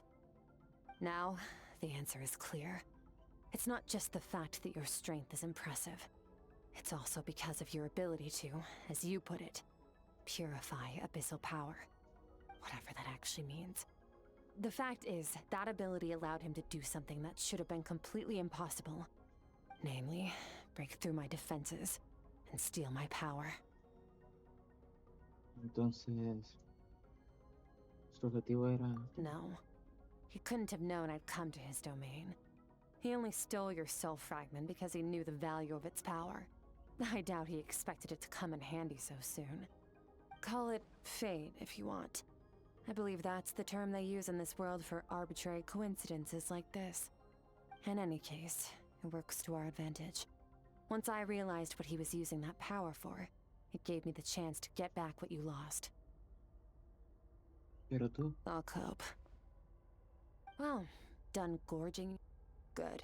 Time to answer some questions. How did you get the power of the all-devouring narwhal? The all-devouring narwhal? Oh, of course! Paimon knew that spike thing looked familiar. It looks just like that narwhal's horn! I highly doubt you acquired that power through your own strength. Tell me I'm wrong. You're desperate enough to scour the land for god remains and whatever vestiges of power you can find. That alone proves you wouldn't be able to defeat a creature like that. Which leaves one possibility. You know my master, the Foul, Sertologi. The Foul? Who dares call him foul? Sertologi.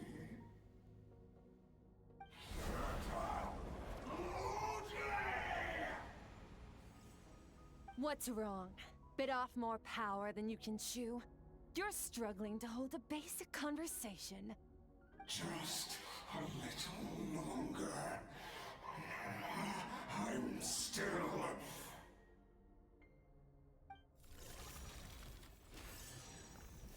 Look! It's back! Those obsessed with power will let it devour them before abandoning their pursuit.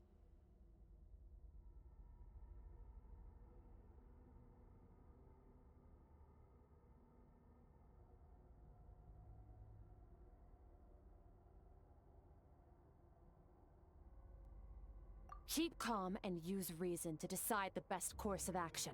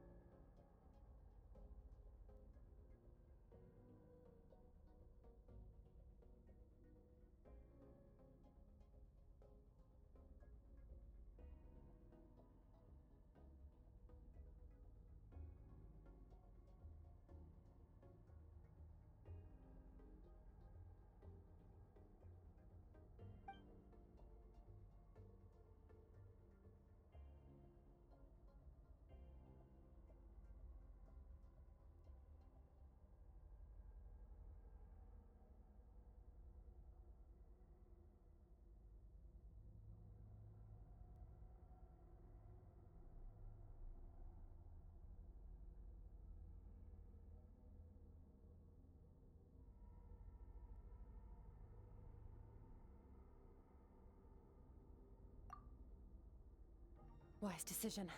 Final victory doesn't always come after a single battle. You've got your soul fragment back, so we both got what we came for. Let the enemy draw breath while he can. It won't be for long. Get us out of here, Traveler. You'll need to lead the way this time.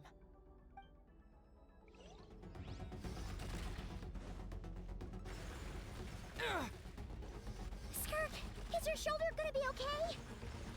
The wound is minor. It'll heal in no time. You should focus on getting out of here alive instead. Uh-oh! Falling spikes! Run!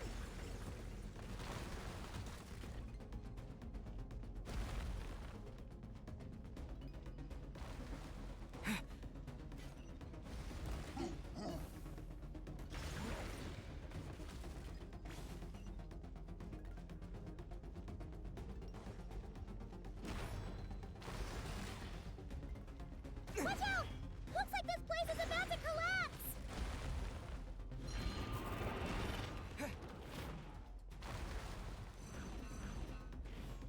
So, this guy's power has something to do with the all-devouring narwhal. Did you know that all along, Skirk? I had my suspicions. That's why I decided to invest.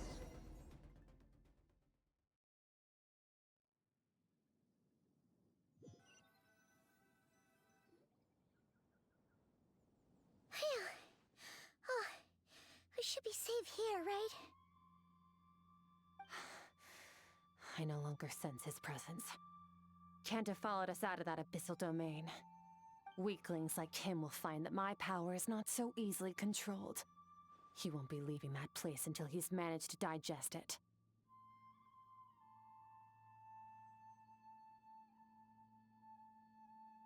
You seem surprised. I suppose that's fair. You've seen but a fraction of what that whale is capable of. That gaping maw could swallow a planet whole. It's called the all-devouring narwhal for a reason. Devouring is what it does best. It can extract power from anything, dead or alive, as long as it manages to make physical contact. Yeah. When we had our run-in with that thing, Neverlet mentioned that it has an instinct to devour. Your dragon friend recognized the nature of its abilities and used the power of Hydro to protect you. That worked because it was in a satiated state, so it was somewhat less aggressive than usual. It's a different story when it has no more power to feed off of. That's when its true voracious nature kicks in. It could devour everything on the planet in that state, which is why I cast it into that void space. But I hadn't counted on there being anyone left on this planet capable of wielding its power. To me, that says he must have encountered the whale a long time ago. Meaning, he must have known my master.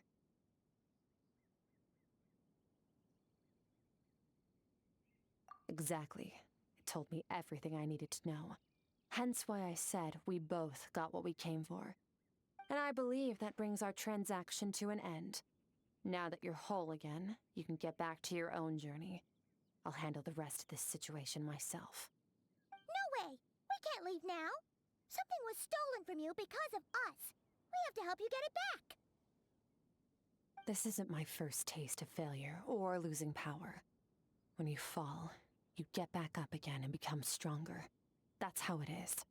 But what if that monster finds you before you're all better? Plus, how are you gonna get home? It's not like you can just go swoosh and open a door to the abyss again. Not without your full strength. So, sticking with us for the time being doesn't sound so bad, does it?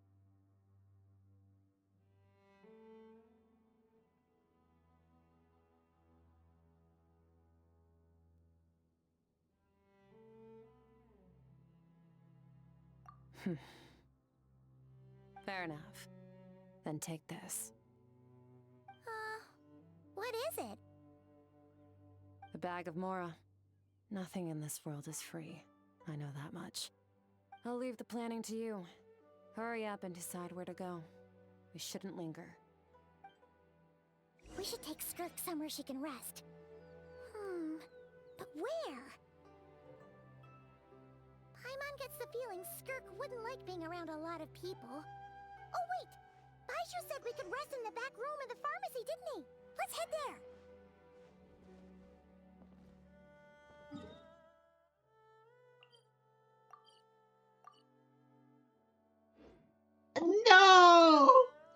¿Qué toqué? ¿Qué toqué? Desapareció. Navégame. Ahora sí.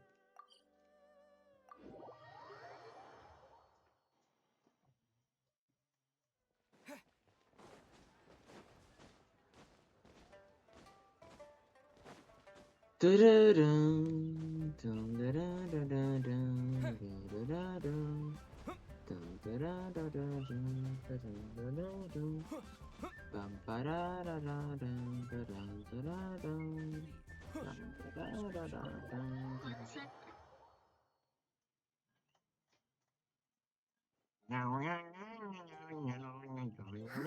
This bag from Skirk has a ton of Mora in it.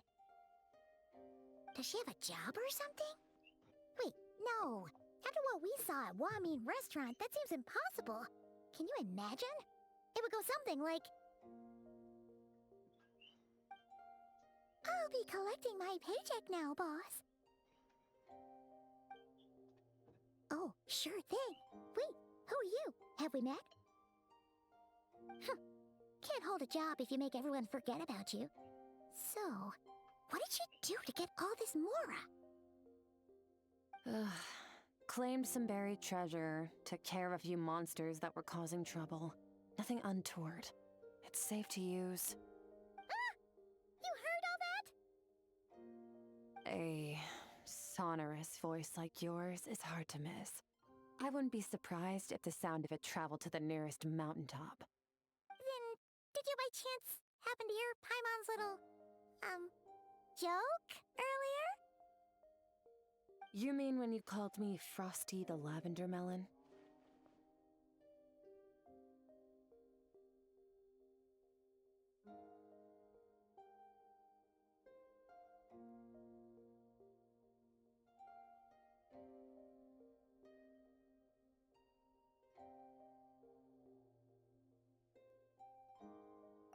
No. Sorry. Paimon totally misspoke just now. She didn't say that at all. It was, a Paimon lookalike. Yeah, she's a piece of work, that one. Always impersonating Paimon and giving people weird nicknames. Okay, fine. The truth is, Paimon didn't like you all that much at the start. But things are different now. You helped the Traveler in a big way, so... What do you say? Friends? Ugh. I noticed there was only one bed. Go ahead and get some rest. Wait, what about you? I don't get tired, and I don't need rest. I'm going to practice my sword work. That should help me regain some strength. But your shoulder... Hey, don't just leave! Ah, whatever. Let her tire herself out. She'll come back eventually. Let's get some sleep, Traveler. That comfy bed is calling, Paimon.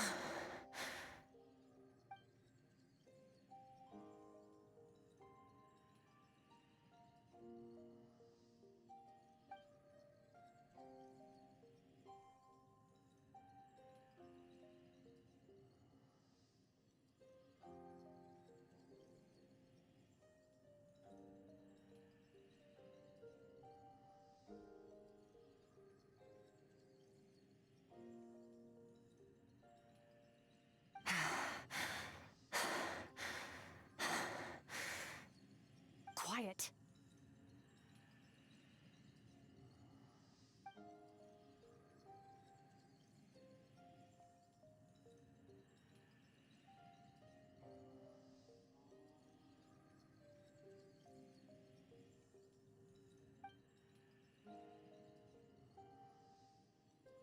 Do you even remember how many of us perished in that fire? How many bodies were left to rot on the scorched earth? Yet you alone live on. Keep your gaze fixed on your blade. You don't deserve to rest. Run, Skirk.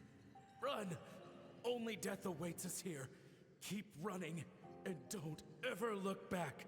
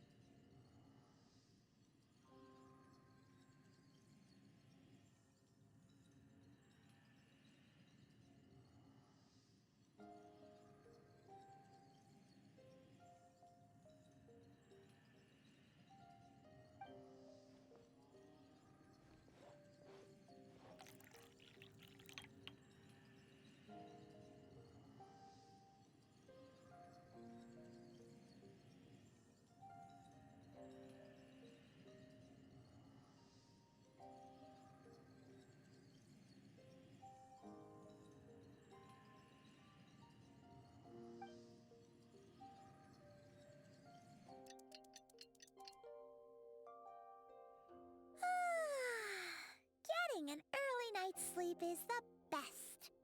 That bed was so comfy. Wait, Skirk?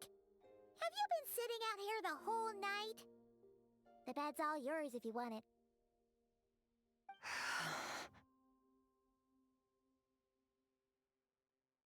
About 60%, maybe 70. Whew! Paimon thought it would take at least a couple of days. That was fast. No, not fast enough. That's 20% less than last time. Same training regimen, same intensity. Nothing felt different, but somehow the outcome fell short. No, I think the problem's with me. I need to meditate for the next 2 days. Deep introspection should help me find the issue. Ooh, sounds intense.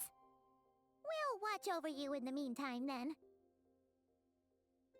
Thanks. See you in 2 days.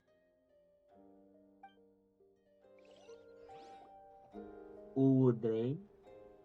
Con la skin legendaria. Ok. Morning!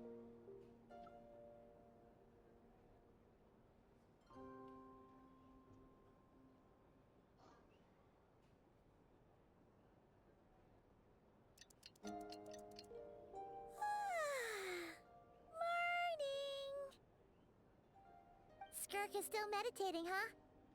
It's been 2 days already. Shouldn't she be awake by now?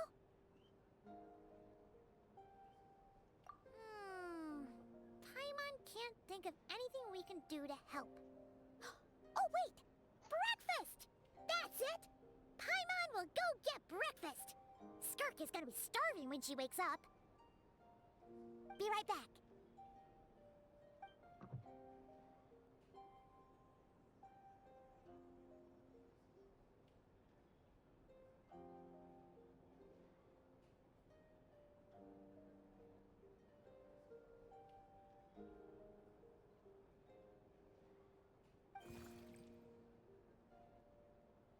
Hmm?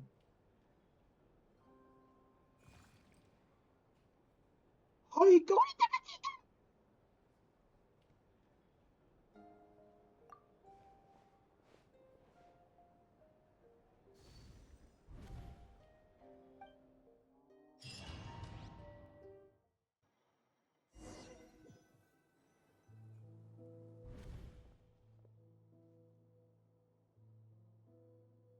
Oh, ¿qué pasó aquí?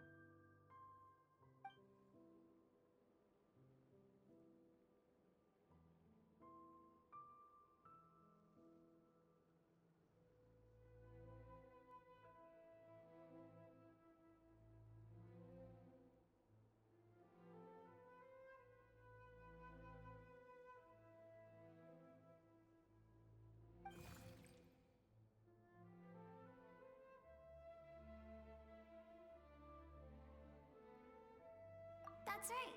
This is Skirk's inner world. Think of it as the threshold between the soul and dreams. This isn't your first time here, but what you remember is probably a space covered in darkness. I only managed to illuminate a small portion for you back then. Actually, it's my first time talking to someone like this. Wow. I only managed to break free and bring you here because the injury weakened her power. I guess that's why I can speak again, too. Call it fate, if you want. I think that's the word they use in this world for lucky coincidences like this, right? I think so. Now, think so. before I take you to her, I gotta ask. You're the first outside visitor to ever come here, so what's your impression of this place?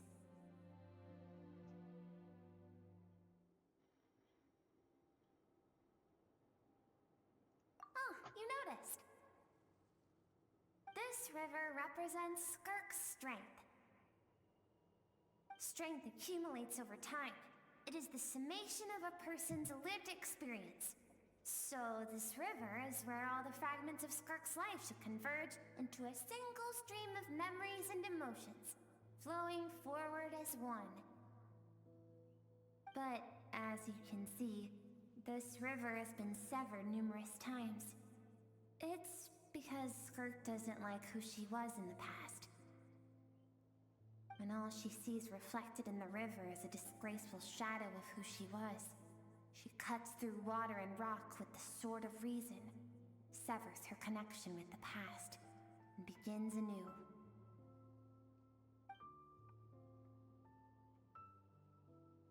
You must learn to shut out all the pointless emotion. Crush the self that makes you weak, and become master over your physical form. This isn't my first taste of failure or losing power. When you fall, you get back up again and become stronger. That's how it is.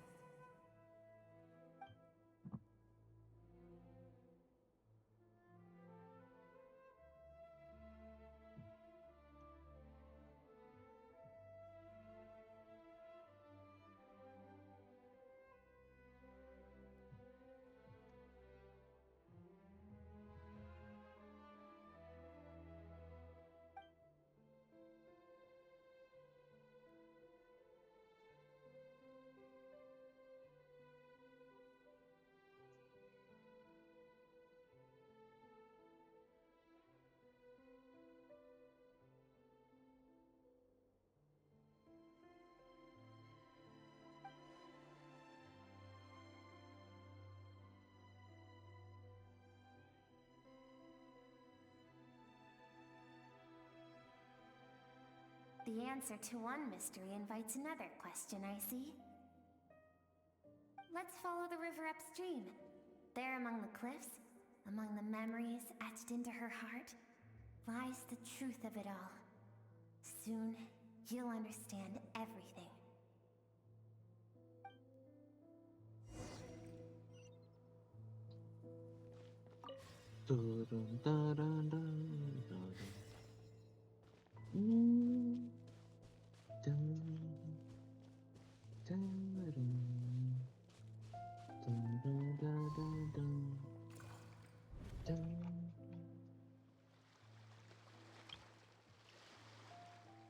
Oh, pero ese mismo dibujo. Espérate, ese dibujo lo hice yo con un palo. Sí, yo me acuerdo de eso, claro. Espérate. Parece que esta es la costa de algún lugar. En la área hay un dibujo que me resulta familiar. Ya, ese dibujo creo que lo dibujé yo. En el inicio del juego. Ajá.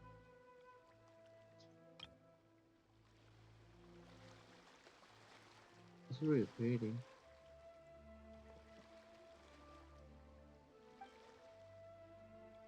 Un momento, este no es el dibujo que hice aquella vez para Paimon. ¿Por qué aparece en los recuerdos de Skirk? I've always thought that Even when falling leaves don't come from the same tree, they can still form bonds of kinship when they meet. Like meteors, you both made a journey through the stars. Both travelers who have landed on a planet that is not your home. Yet, when she first noticed your presence, although she hesitated for a moment, she still chose to walk away, indifferent as ever. Pero estos ejércitos fueron más o menos lo ellos.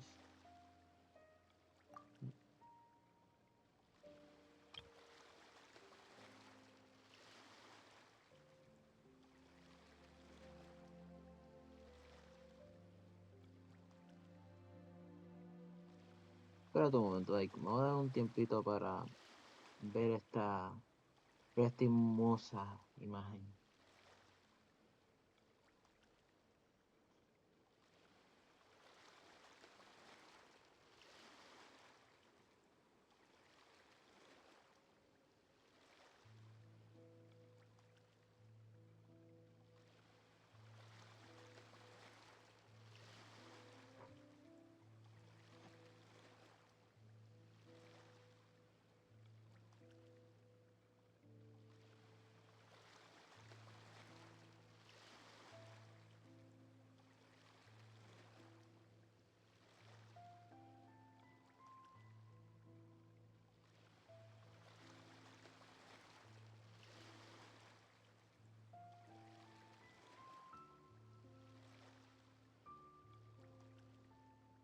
It is beautiful.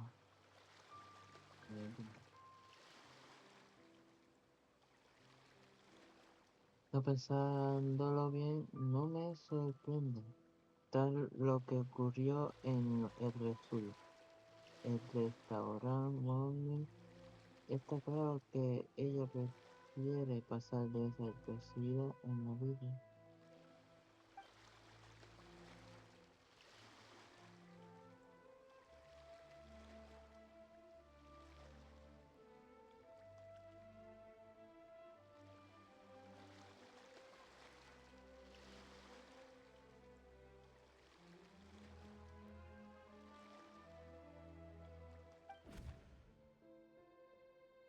Seems like you've answered your own question.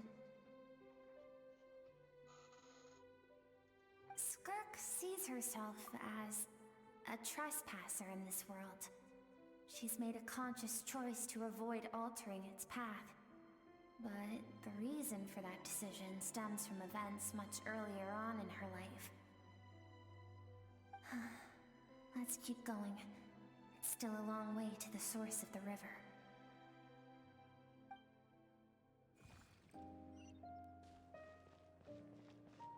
Es que me da tanta ternura una cosita, mira cómo va.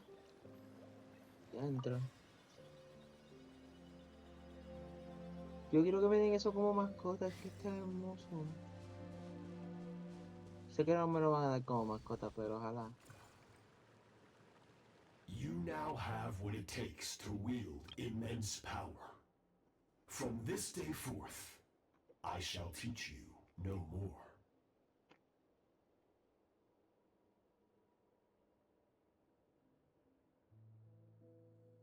No one can become a worthy warrior through imitation alone. I have given you fangs and claws. Now, you must learn to hunt. You wish me to travel the world beyond on my own, Master? Indeed. Make new friends. Embark on your own journey. And piece together a new future from the shattered remnants of your past. We will still have contact through the abyss. But know this. One day, I will take the life you worked so hard to rebuild and reduce it to ashes. Just like the fire that haunts your mind.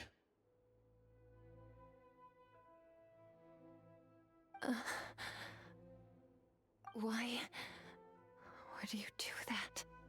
I have told you before, fear is the catalyst for human evolution. You have tasted loss. You have known fear, So deep, it can be felt in the bones. But as living beings, we all have an instinct to detach from that which harms us.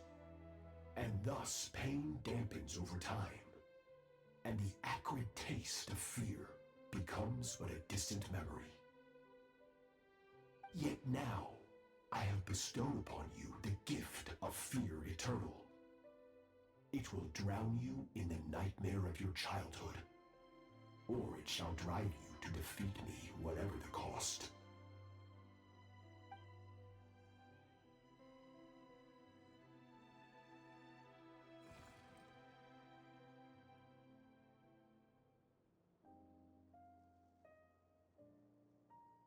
That is what Skirk's master, the foul Sertologi, looked like at one point in time. Of course, as a higher being, physical form is a triviality to him. He could appear as a beast, a human, or even a monster that defies description. The form you see him in here, clad in abyssal armor, is the one he usually wears when traveling through the stars.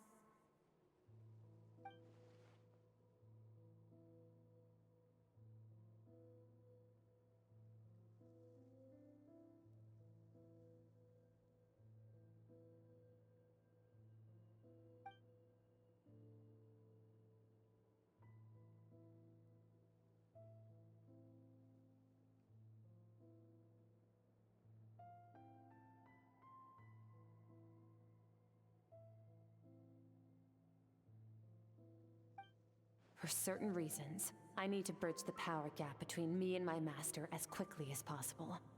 But first, I need to understand the source of his strength. To do that, I need to follow in his footsteps, walk the path he once walked, and somewhere along the way, I'll find out how to defeat him.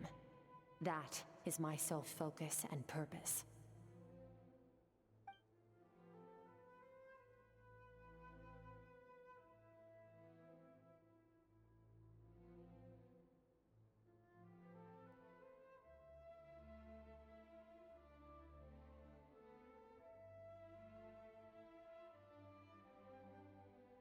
I'll let you in on a little secret. The real Sertologi is terrifying. The scope of his power is impossible to understand until you experience it firsthand. It is absolute, the power to crush all things. Shall we keep going? Let's see. We're about halfway there.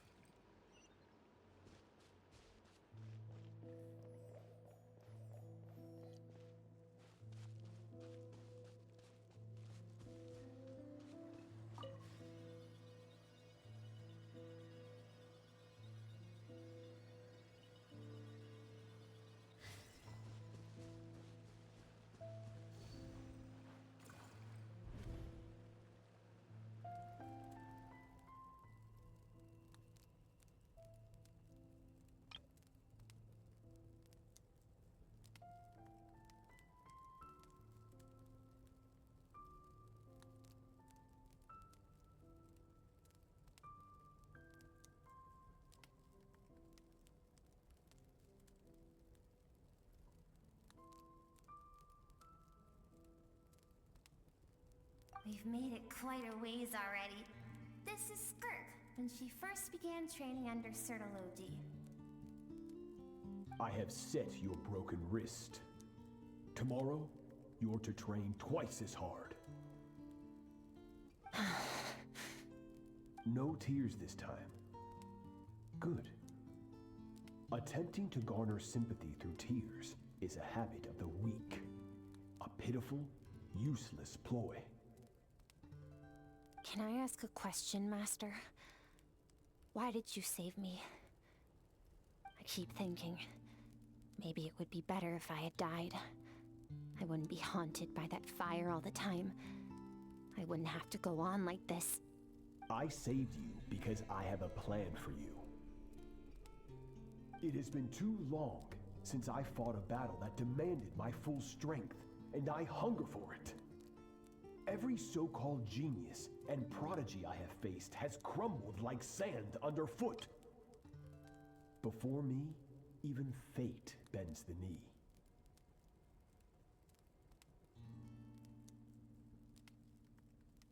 So, I will teach you everything I know, train you by whatever means necessary, in the hope that one day, you might surprise me.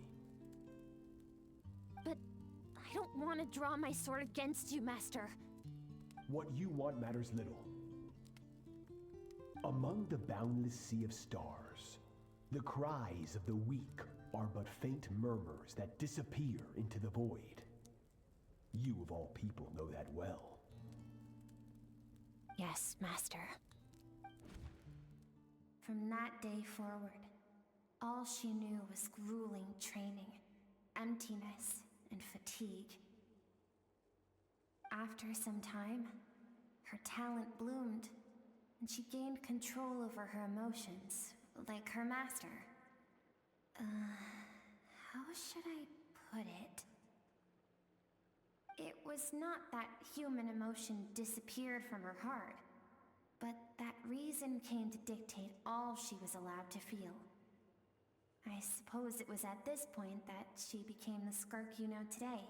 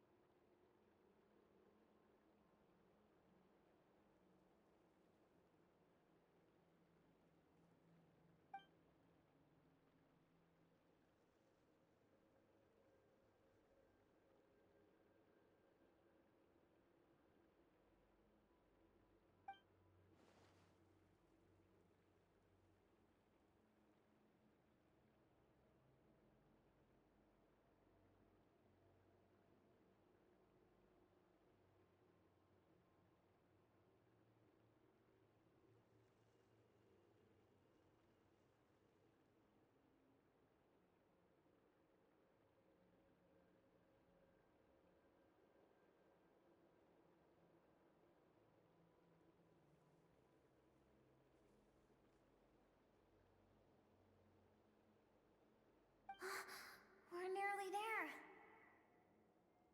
I almost don't want to reach the end. Well, shall we? This is the final stretch.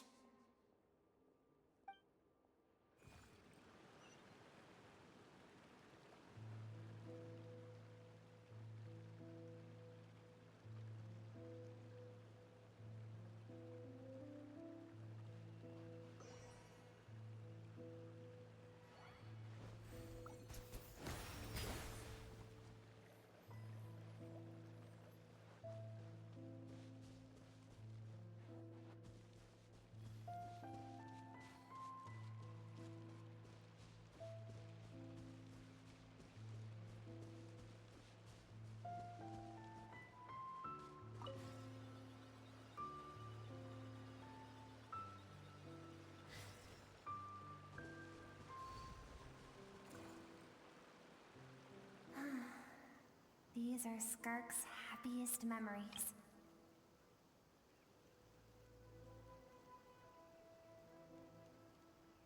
She looks so happy.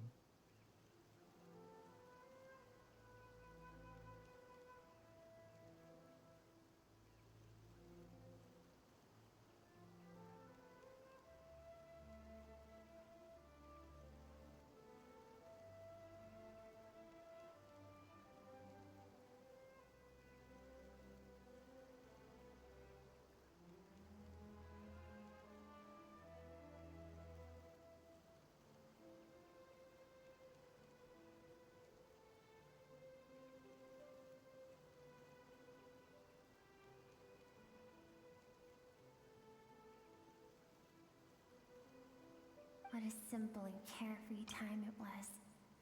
Wisps of clouds dotted the sky. The sun bathed everything in golden light. And when song filled the air, Not even the shyest of flowers could resist swaying along.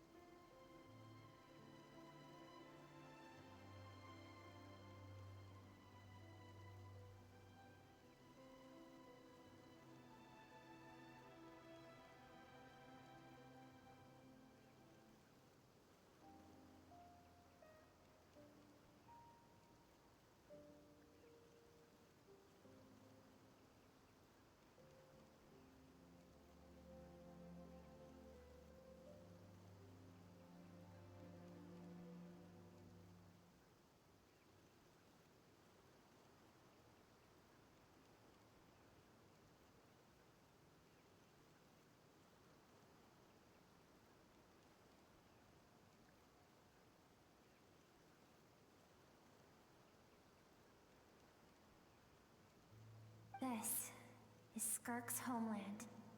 She was so curious about everything as a child, always skipping school to go exploring instead. There was so much to discover. The treasures at the bottom of the sea, the secrets beyond the stars, and that merchant ship packed with adults wearing those strange clothes. Yes, the ship. That was the beginning of the end. It was a spaceship. When it arrived, the people that disembarked wore smiles on their faces and spoke of friendship. They claimed to be merchants from a neighboring planet, looking to establish trade. Skirk's parents, her relatives, her neighbors, everyone welcomed the newcomers with open arms and allowed them to explore the planet. To them, the visitors were guests and should be treated with hospitality. No one had any idea of what was to come. Several months later, an army of unknown origin arrived without warning and carried out a ruthless campaign to destroy everything and everyone on the planet. Skirk had skipped school that day, like so many times before. so she was not caught in the immediate wave of destruction. But when she came home that day, only fire and ruin awaited her.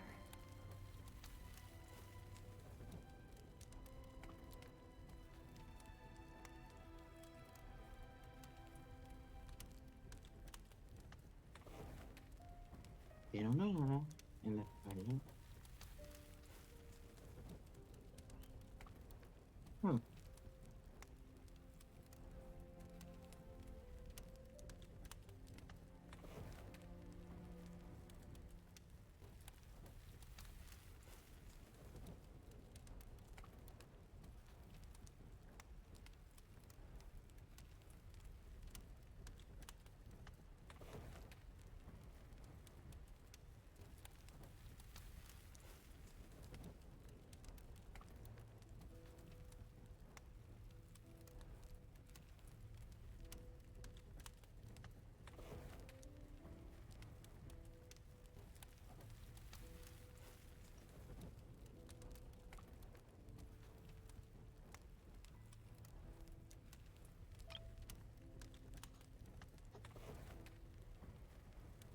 Countless people cried out to her for help.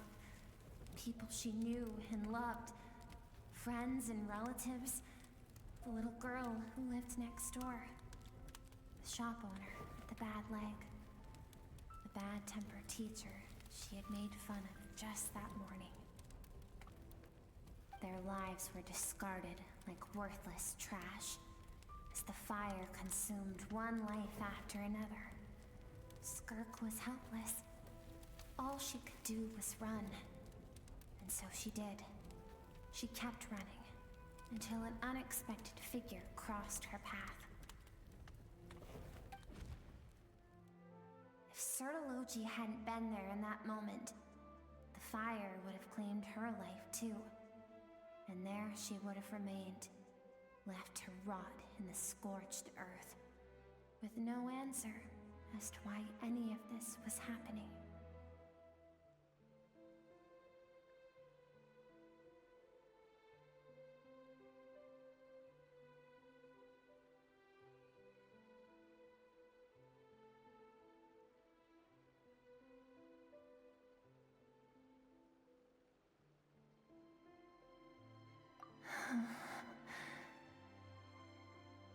Because she and her people were seen as a threat.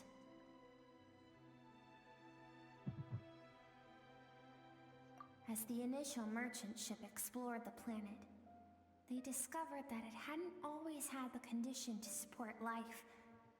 Yet there was evidence of human activity, even during the periods of extreme heat or cold in the past. Further research revealed that, over time, the people of this planet had evolved the ability to adapt to any type of environment or energy source. For that reason, the outsiders viewed them as a potential threat and decided to eliminate them before the threat could rear its head.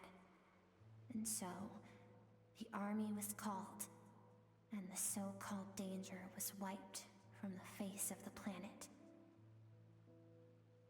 Senseless, isn't it? Deemed a threat because of a gift they didn't even know they had.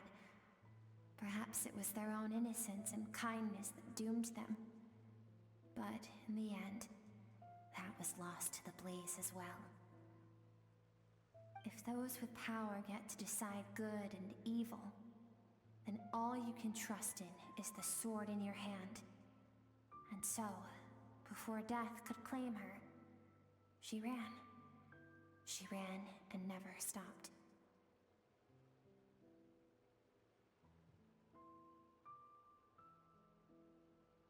No one wants to relive their most painful moments. Well, that brings us to the end of the story. This is as far as we can go. Skirk is waiting over there. For both of us. Let's go to her. It's time to fulfill my purpose. And my greatest wish over all these years.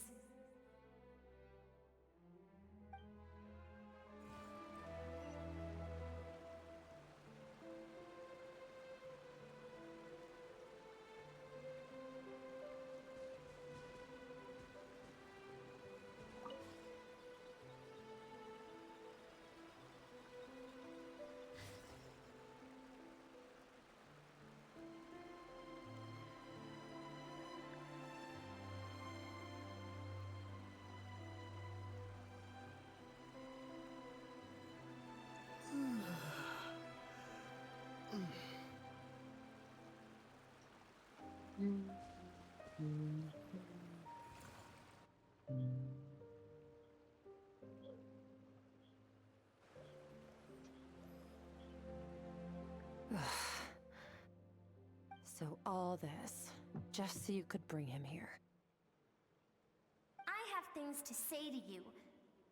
Well, to me. I want someone to witness our reconciliation, even if it takes an argument to get there. And he is the best choice in this moment. Her suppressed emotional self. The version of herself she keeps locked in the recesses of her mind, stifled by reason. All those rejected impulses, those discarded aspects of your past selves, they are a part of me now. I am who you used to be. Someone you have refused to face for too long. So, I came to face you instead. You're wrong. I've faced you all along. And that's exactly why I keep you locked here. Your existence makes me weak. Moments of joy and longing are when we are most vulnerable. Don't forget, it was a penchant for goodness over reason that doomed our homeland in the first place. The vastness of the universe renders everything insignificant. Our feelings most of all. Even so, learning from the mistakes of the past doesn't have to mean erasing everything. Strip yourself of your so-called weaknesses, emotions like kindness and empathy, and what makes you any different from the ruthless soldiers who slaughtered our people? The difference is that I'm doing what is right, what is necessary. I allow you to exist, but with limited freedom. That is the greatest kindness I can offer. I've shouldered everything you couldn't carry. I rose above the numbness and emptiness, and it was cold, unfeeling reason that brought me this far. It made me who I am. It made me strong. That is the problem. I want to shoulder those things together. On the grand scale of the entire universe, maybe our feelings are vanishingly small, but why should that mean they don't matter? Emotion gives warmth to the cold expanse of space. It gives meaning to the world around us. Think back to those nights of gazing at the stars. Those afternoons of exploring the unknown. Think back and let them grant you peace. A brief respite from the pressure you put on yourself.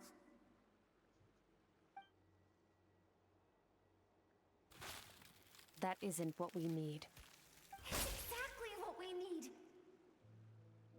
Aren't you curious about why recovering your strength has taken longer than normal this time? Finally, you get to the important part. That is the only answer I came here to find. Then look around. Look at your inner world. You cast aside your dreams and curiosity, and in doing so, you lost your original motivation. You severed all connection to who you used to be, so you can no longer draw strength from your past. Now, the only things driving you forward are fear and survivor's guilt. But these cannot take you far enough. And so, this river, the source of your strength, grows more polluted by the day. And you think that means I should seek help from a weak little thing like you? Your emotional self isn't weak. The fact that she transcended time and broke free from her constraints to come and face you, that proves it. Thank you for saying that. I knew bringing you here would be the right choice. To be honest, I'm not here to argue with you. This isn't about who's right or wrong. And in fact, I agree that in order to make it through the wake of that tragedy, we had to distance ourselves from the pain through reason over emotion. But what is right at one point in time isn't always right forever. I know you will never forget that fire, I know the fact that you were the sole survivor fills you with guilt. And I know that among the voices that haunt you, mine is there too. Because deep down, you know that you didn't turn out to be the person you wanted to be. All those unfulfilled hopes are like knives to the heart. And I don't want you to hurt anymore. So even if you can't accept me, I hope, at least, that you can let go. I keep thinking, maybe it would be better if I had died. I wouldn't be haunted by that fire all the time. I wouldn't have to go on like this.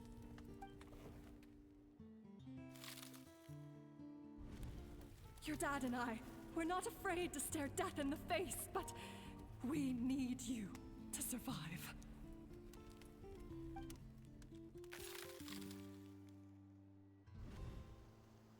I'm sick of being a kid. There's so many amazing things out there, and I'm ready to see them all.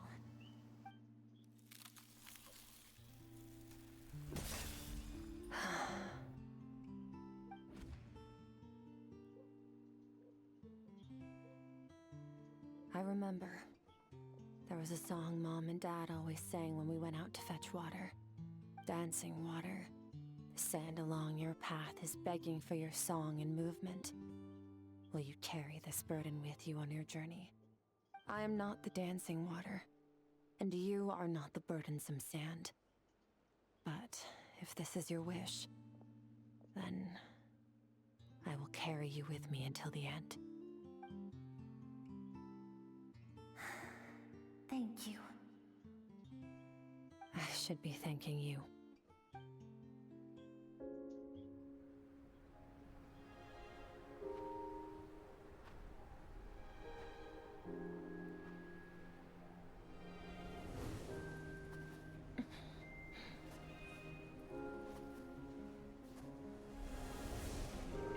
Run, Skirk, run! Remember, leave no one alive! Heed my words, Skirk. Let fear take root in your soul. Did you survive? Why was it only you?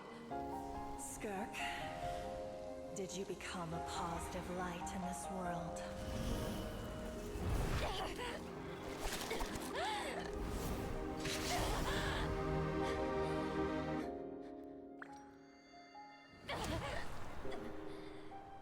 Hey, this doesn't have to be the end.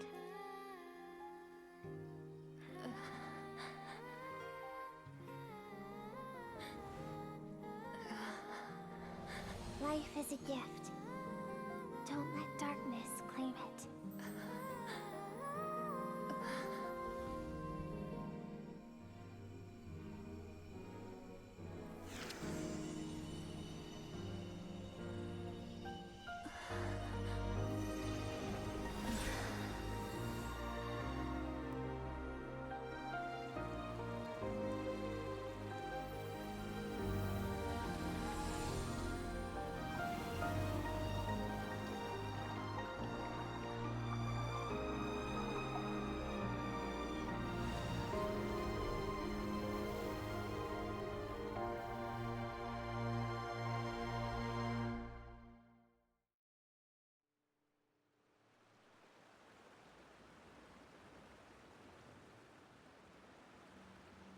So, you saw my memories then. I once asked my master if survival of the strongest was the law of the universe. He said no. But in a world without order, those with no moral boundaries tend to be the ones who survive.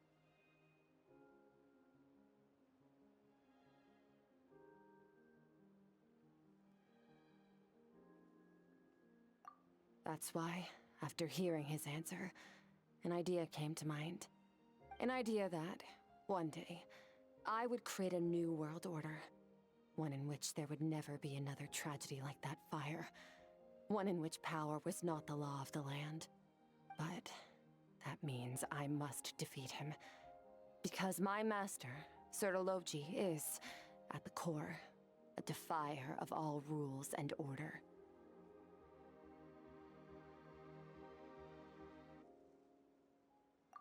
Yes, and not just because of the gap in our abilities, but also because I have no reason to see him as an enemy. Although his decision to train me was not made out of kindness, he did everything a master should. He saved my life, taught me the sword and the principles of strength. And for that, I respect him. I know, and it's not something I want. But Master never goes back on his word. I have to treat everything he says as a promise. He's no longer into that, but he sends me messages through the abyss every now and then. Most of them are simple greetings, or an answer to one of my questions. Every time I hear from him, my heart skips a beat. And I wonder if this is the moment where he'll finally appear before me and tear down everything I've built to pieces. Maybe that means I do live in eternal fear, just like he said. Yes, I respect him, but I'm also afraid of him. And for that reason, the pursuit of strength consumes every moment of my life. I don't know what Master has planned, but I have to be ready. Help me? Why? This isn't your fight. Because if we want to build the world we both want to see, everyone has to be willing to fight for it. If we all do our part, we can make the entire universe a kinder place.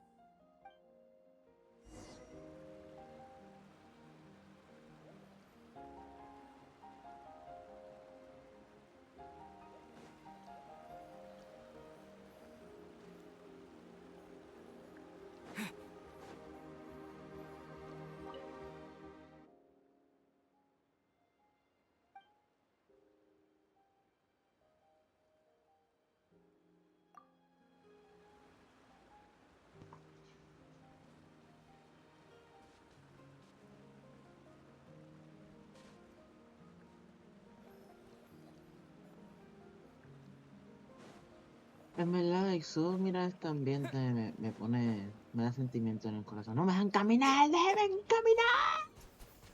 Water jet! Pero bueno, está bonito este lugar. No quiero irme de aquí, pero tengo que irme, pues si quiero seguir con mi vida, ¿no? ¿Sabes? Pero irme sería saber que no volveré aquí. Y está bien bonito, la verdad. Además, solo escucho la música. Ay, bueno. Maybe lo volveré a ver.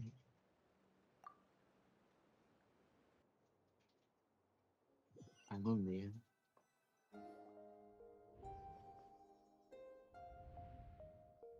Oh, you're finally awake!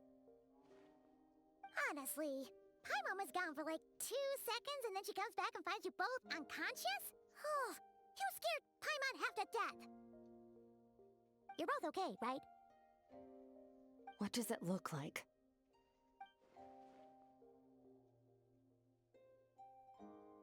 Only water from the source can cleanse the rot and filth that flows from the past into the future. I taught you to incorporate the experiences from your journey into how you fight. I suppose what happened today will become an inseparable part of who I am. Okay, so Paimon feels like she's missing some important context. But whatever. Paimon brought back tons of delicious snacks! Let's dig in!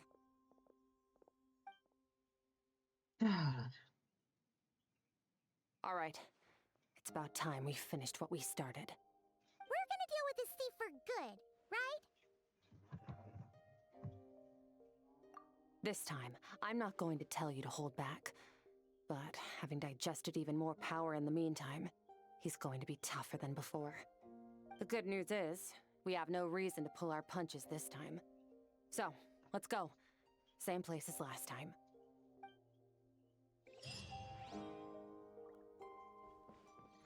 Ok. Tarararán. Nunca pensé que esta misión me iba a tardar tanto. Llevo 3 horas que pedido.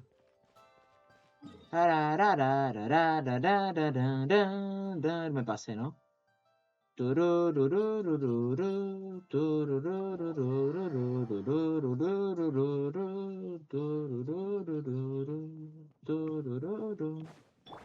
Para. Param, param, param, pam, pam. Param, param. ¿Por qué escalar la montaña? No necesito escalar la montaña.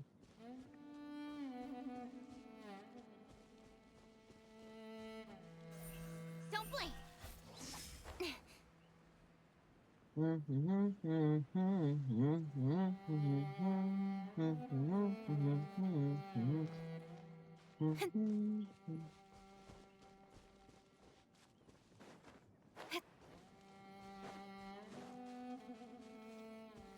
Ok. Aquí, ¿eh? Vamos a ver qué hay.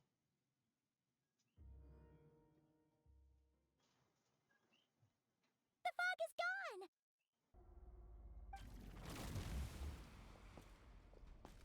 Wait, isn't that the form the all-devouring narwhal changed into? How come he knows that, too?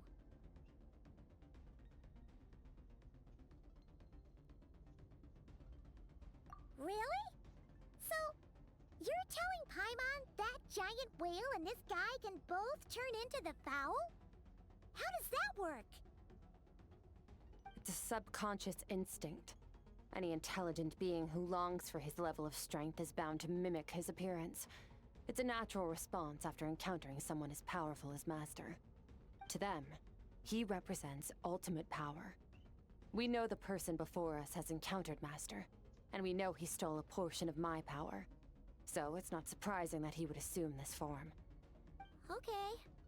Oh, the closer Paimon looks, the more intimidating it gets. Nervalette isn't here this time, so it's up to us. He won't have the nerve to steal again after we're done with him. Let's teach this guy a lesson.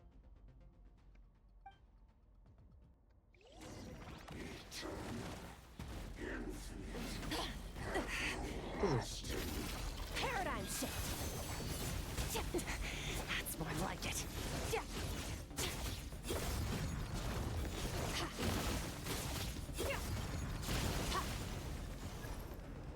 Haven't forgotten your training, I hope. ¿Qué es eso? ¿Qué es eso? Atacarlo antes que... ya entendí. Mala mía. No.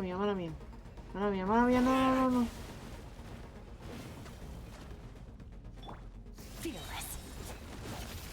Another star goes out. Y lo esquiva, ¿eh?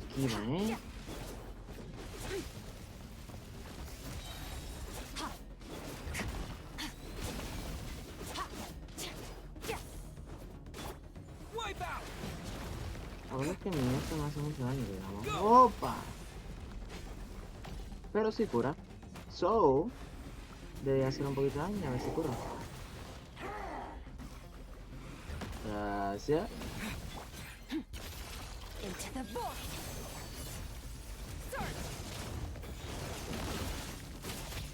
No sé qué es esto, pero... Yo tampoco.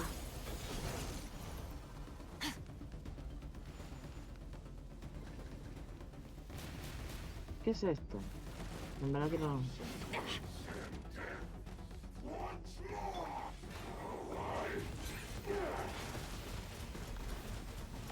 Go!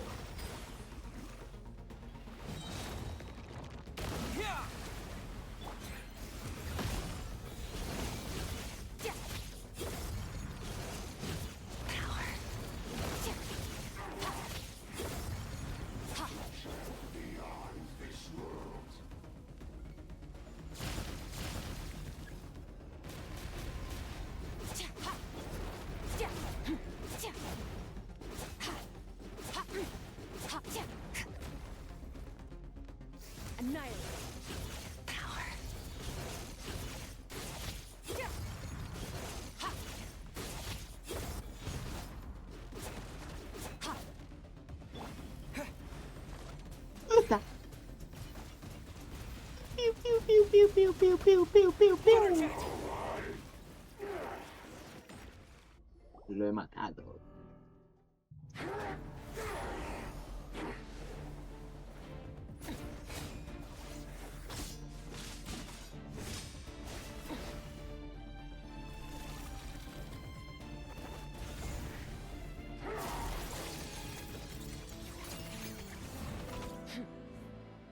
Haven't had enough of my power.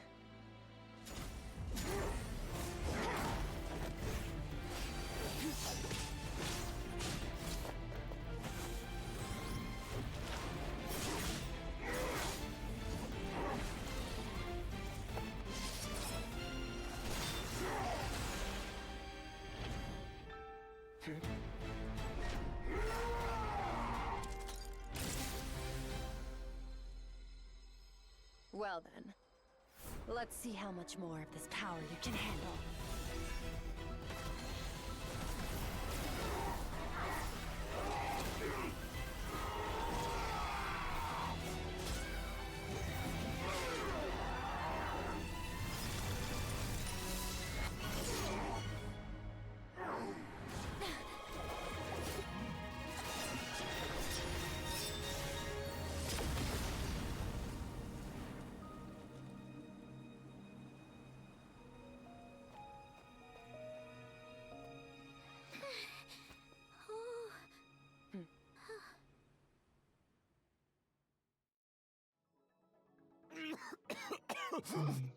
Brutal.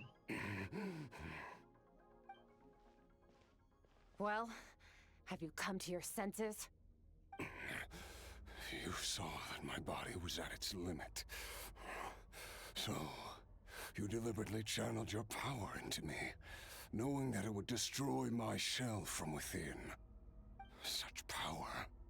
Such keen battle instincts. So, you must be... Skirk, Sertologi's disciple. How long has it been? How long has he been away from Tevat? Hundreds of years. Hundreds? Sorry. It's a lot to take in. I should introduce myself. I am Skofnungar, a friend of your master and one of his followers. This is the first time I've heard your name, Skirk. But hundreds of years ago, I knew you existed. And I knew you would come here. Hundreds of years ago? Sounds like you and Master have quite the history. Care to tell us about it? Of course. Might as well take advantage of a clear head while I can. The story starts a long, long time ago. I was born into a noble family in Conria. As the eldest son, I was set to inherit our title. But I contracted an incurable illness as a child, and everyone gave up on me. I trained the sword harder than anyone else, defeated all of my peers. But it was all in vain. When other people looked at me, all I saw in their eyes was pity, or a strange glee in my misfortune. Even my parents were just waiting for me to die. Over time, my heart hardened, and I became aimless. That was the point where I met your master, Sertologi. We were similar in age, but different in background. He was born in prison, the son of criminals who had been sentenced to death. He spent his childhood wandering the streets, facing more criticism than the literary works in the Universitas Magistrorum. Yet, he always wore a smile on his face, as if kindness and malice were one and the same, and he could not see the difference. I still remember what he said to me when we first met. You need to fight to survive. Even if it's a losing battle, it should light a fire under you. How can you sit back like this and go down without a fight? That does sound like something he would say. He was the first to acknowledge that I was worth something, and he inspired me to keep going. When we sparred together, it was the first time I'd actually felt the thrill of combat. When I was 10, he stole forbidden research materials and managed to cure my illness. It was like there was nothing in this world he couldn't accomplish. When it came to the human form, he was always intent on pushing the boundaries of possibility. But somewhere along the way, I fell behind. My talents were nothing compared to his, and at some point, I realized he had pulled so far ahead, I was too embarrassed to even ask him to spar. After his grand endeavor was successful, he sought me out and said to me, "This planet no longer holds anything of interest to me, so I'm leaving. But first, I have an offer. I can use a power I have just refined to break the curse of immortality for you. Your death was once what we worked so hard to prevent.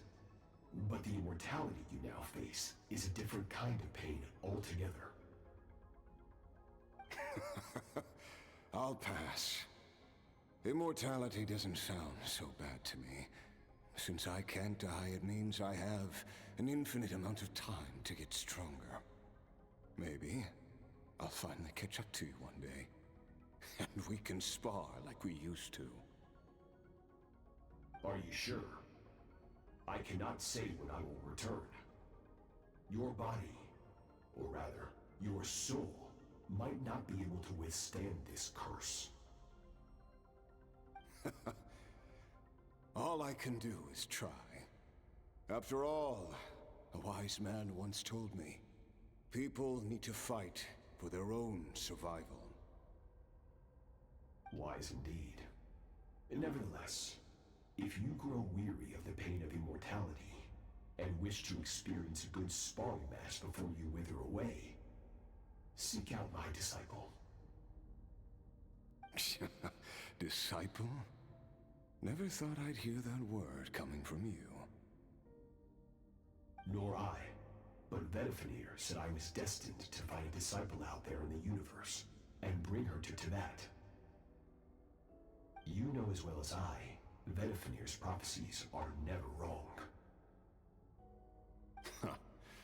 Well, now I'm curious about who this disciple of yours will be. All Vedifenir said was that one day, the stars shall bow in her honor. Sounds pretty impressive.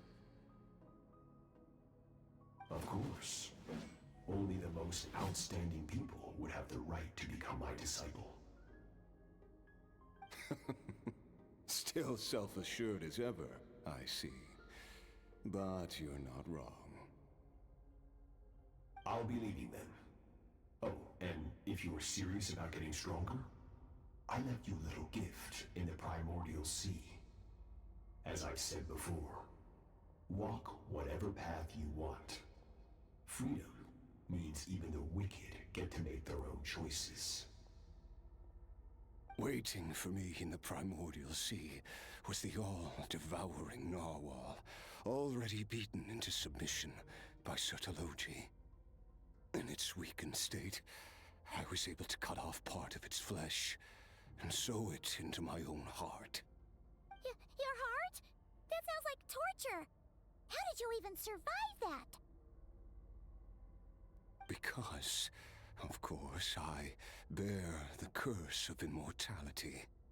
So, you used the curse to turn yourself into a vessel for power. Even with that whale's ability, devouring power like that is not something the human body can withstand. With your body and soul constantly at the breaking point, It was the curse of immortality that sustained you. But that is not the path to strength. You have to pour your heart into it, work for it, dream of it. Instead, you stole something that didn't belong to you, and it backfired. You're right. I should have known better, but I had already pushed myself to my limits, and he was still miles ahead of me. So I had to take a leap of faith. I miss your master. I miss the days when we were all together, troublemakers without a home. I don't regret the choice I made. But if you'll allow it, I do want to apologize.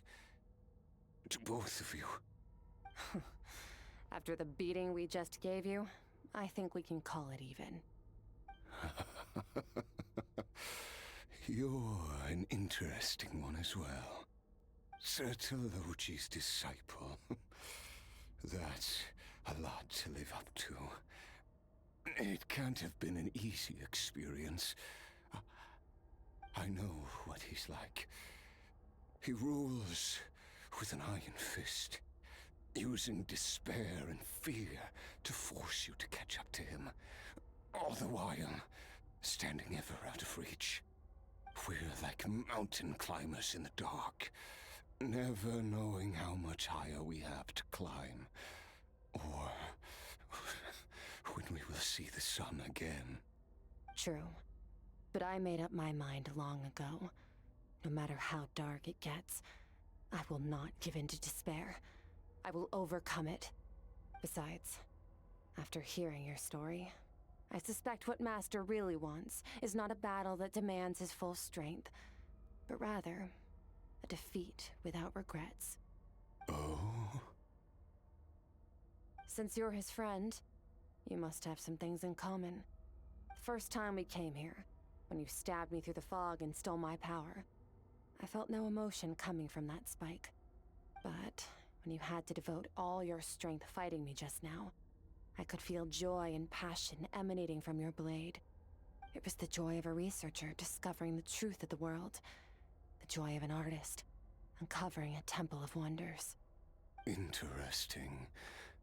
I'm certain I didn't express those emotions outright. Yet you were able to read them from my blade, like a glimpse into my inner world. You're right. That battle brought me an unbridled sense of joy, and my defeat brings me no regret whatsoever. Exactly. I think Master also craves a battle like that. One where his opponent forces him to use all his strength, unlock the extent of his potential, and transcend his own limits. A battle to end all battles. After which, all can come to an end. Including, perhaps, his life. For that very reason, good and evil are meaningless to him. He has one purpose, one goal: to complete himself. It's one of the secrets to his strength. Perhaps you're right. Perhaps that is his goal. What a battle that would be. Oh, to witness such a... Are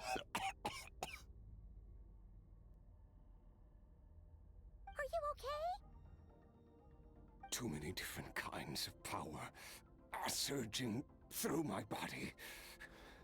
The curse of immortality allows it all to coexist, but it does not remove the pain. I won't be able to hold on to my sanity for much longer. What a shame. I would have loved to witness that battle. Sertologi once offered to free me from this curse. Now, I must ask that of you, Skirk. Can you release me from the pain? I can, but not through death, if that's what you were hoping for. It's not a suitable punishment for your crime. As an alternative, I can take your consciousness, along with all the power you've consumed, and smash it to pieces. The impurities will dissipate, and under the curse of immortality, your mind and body will regenerate. When that process is complete, you will be back to who you were before, no longer tortured by powers you can't control. But it will be a time-consuming and painful process. The decision is yours to make. I accept. And who knows? Perhaps I'll wake up in time to witness your great battle with Sertologi. I have faith that you'll be able to stand against him one day. Though I know it'll be a long and arduous road. If we are climbers in the dark, it appears the dawn has finally broken for me. But your ascent continues. At least, it looks like you are not alone on your journey. I will reach the top of this mountain, no matter what it takes. And you, Skofnunger, will be my witness at the end of all things. That's finally over. Let's get out of here. Huh! At least we don't have to make a mad dash for the exit like last time.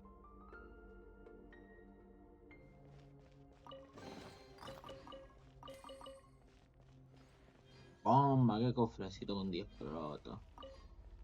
Es que está mirando hacia lo lejos. ¿Y algo ahí? No, sí que sí. Lo mismo ahorita, pero... ¡Wow!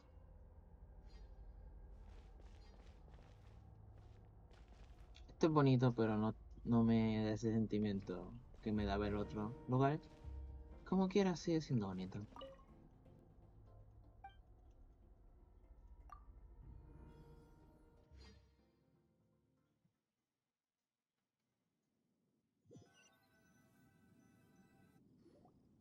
We did it!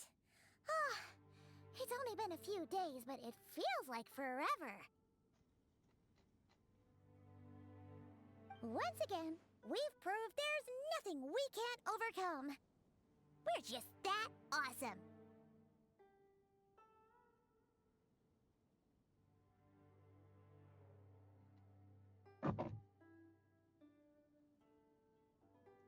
Wow, you sound even more confident than usual.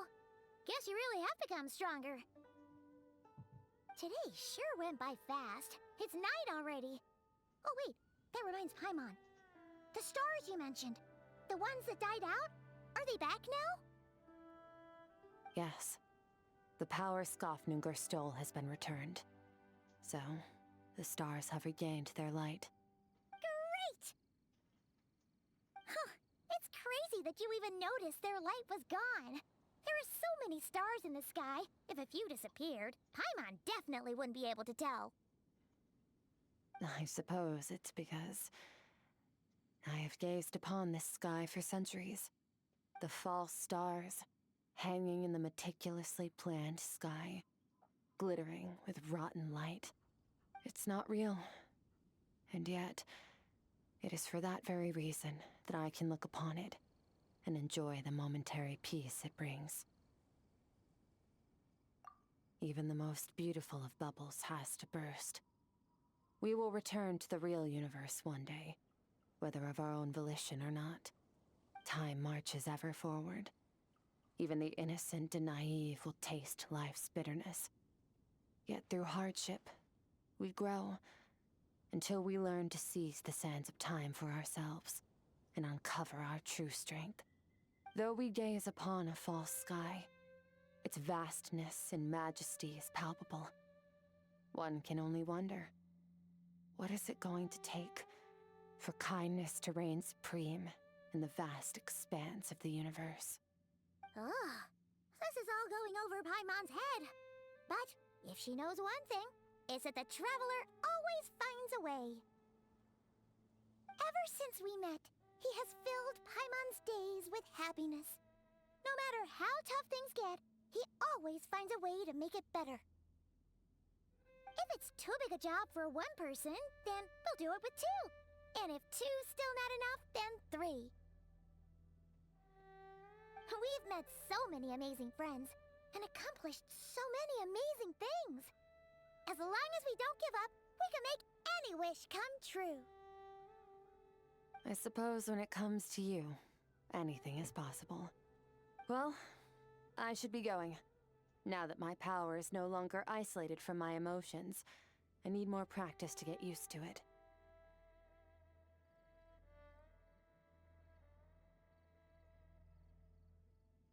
I suppose fate will decide. Maybe we'll bump into each other on the street. Or maybe we'll reunite on a different planet entirely. Regardless, reunions and partings are but passing moments. More than anything, I hope that, at the end of this journey, wherever it takes us, we stand in a world reborn. One without war, pain, or forced partings. One where new life can bloom, even where there was once nothing but scorched earth. For this, we must all work to become stronger.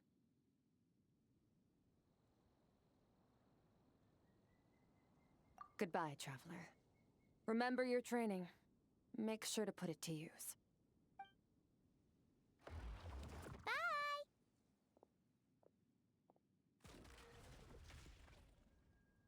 Is it just Paimon, or is she being nicer than before? We definitely count as friends after all that, don't you think? Hey, what do you think about camping here tonight? There's nothing quite like sleeping under the stars. Come tomorrow, we can continue our journey.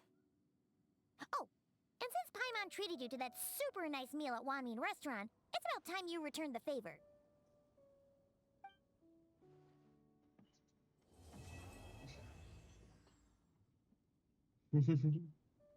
Okay. Oh. Oh.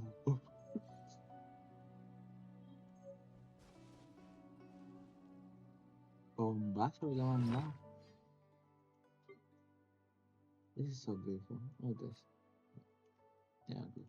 But this.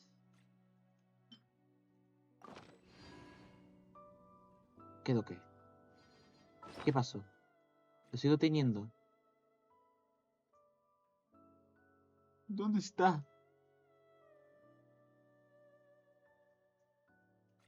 Ah, no, lo tengo. Oh. Toca acordes musicales rápidamente.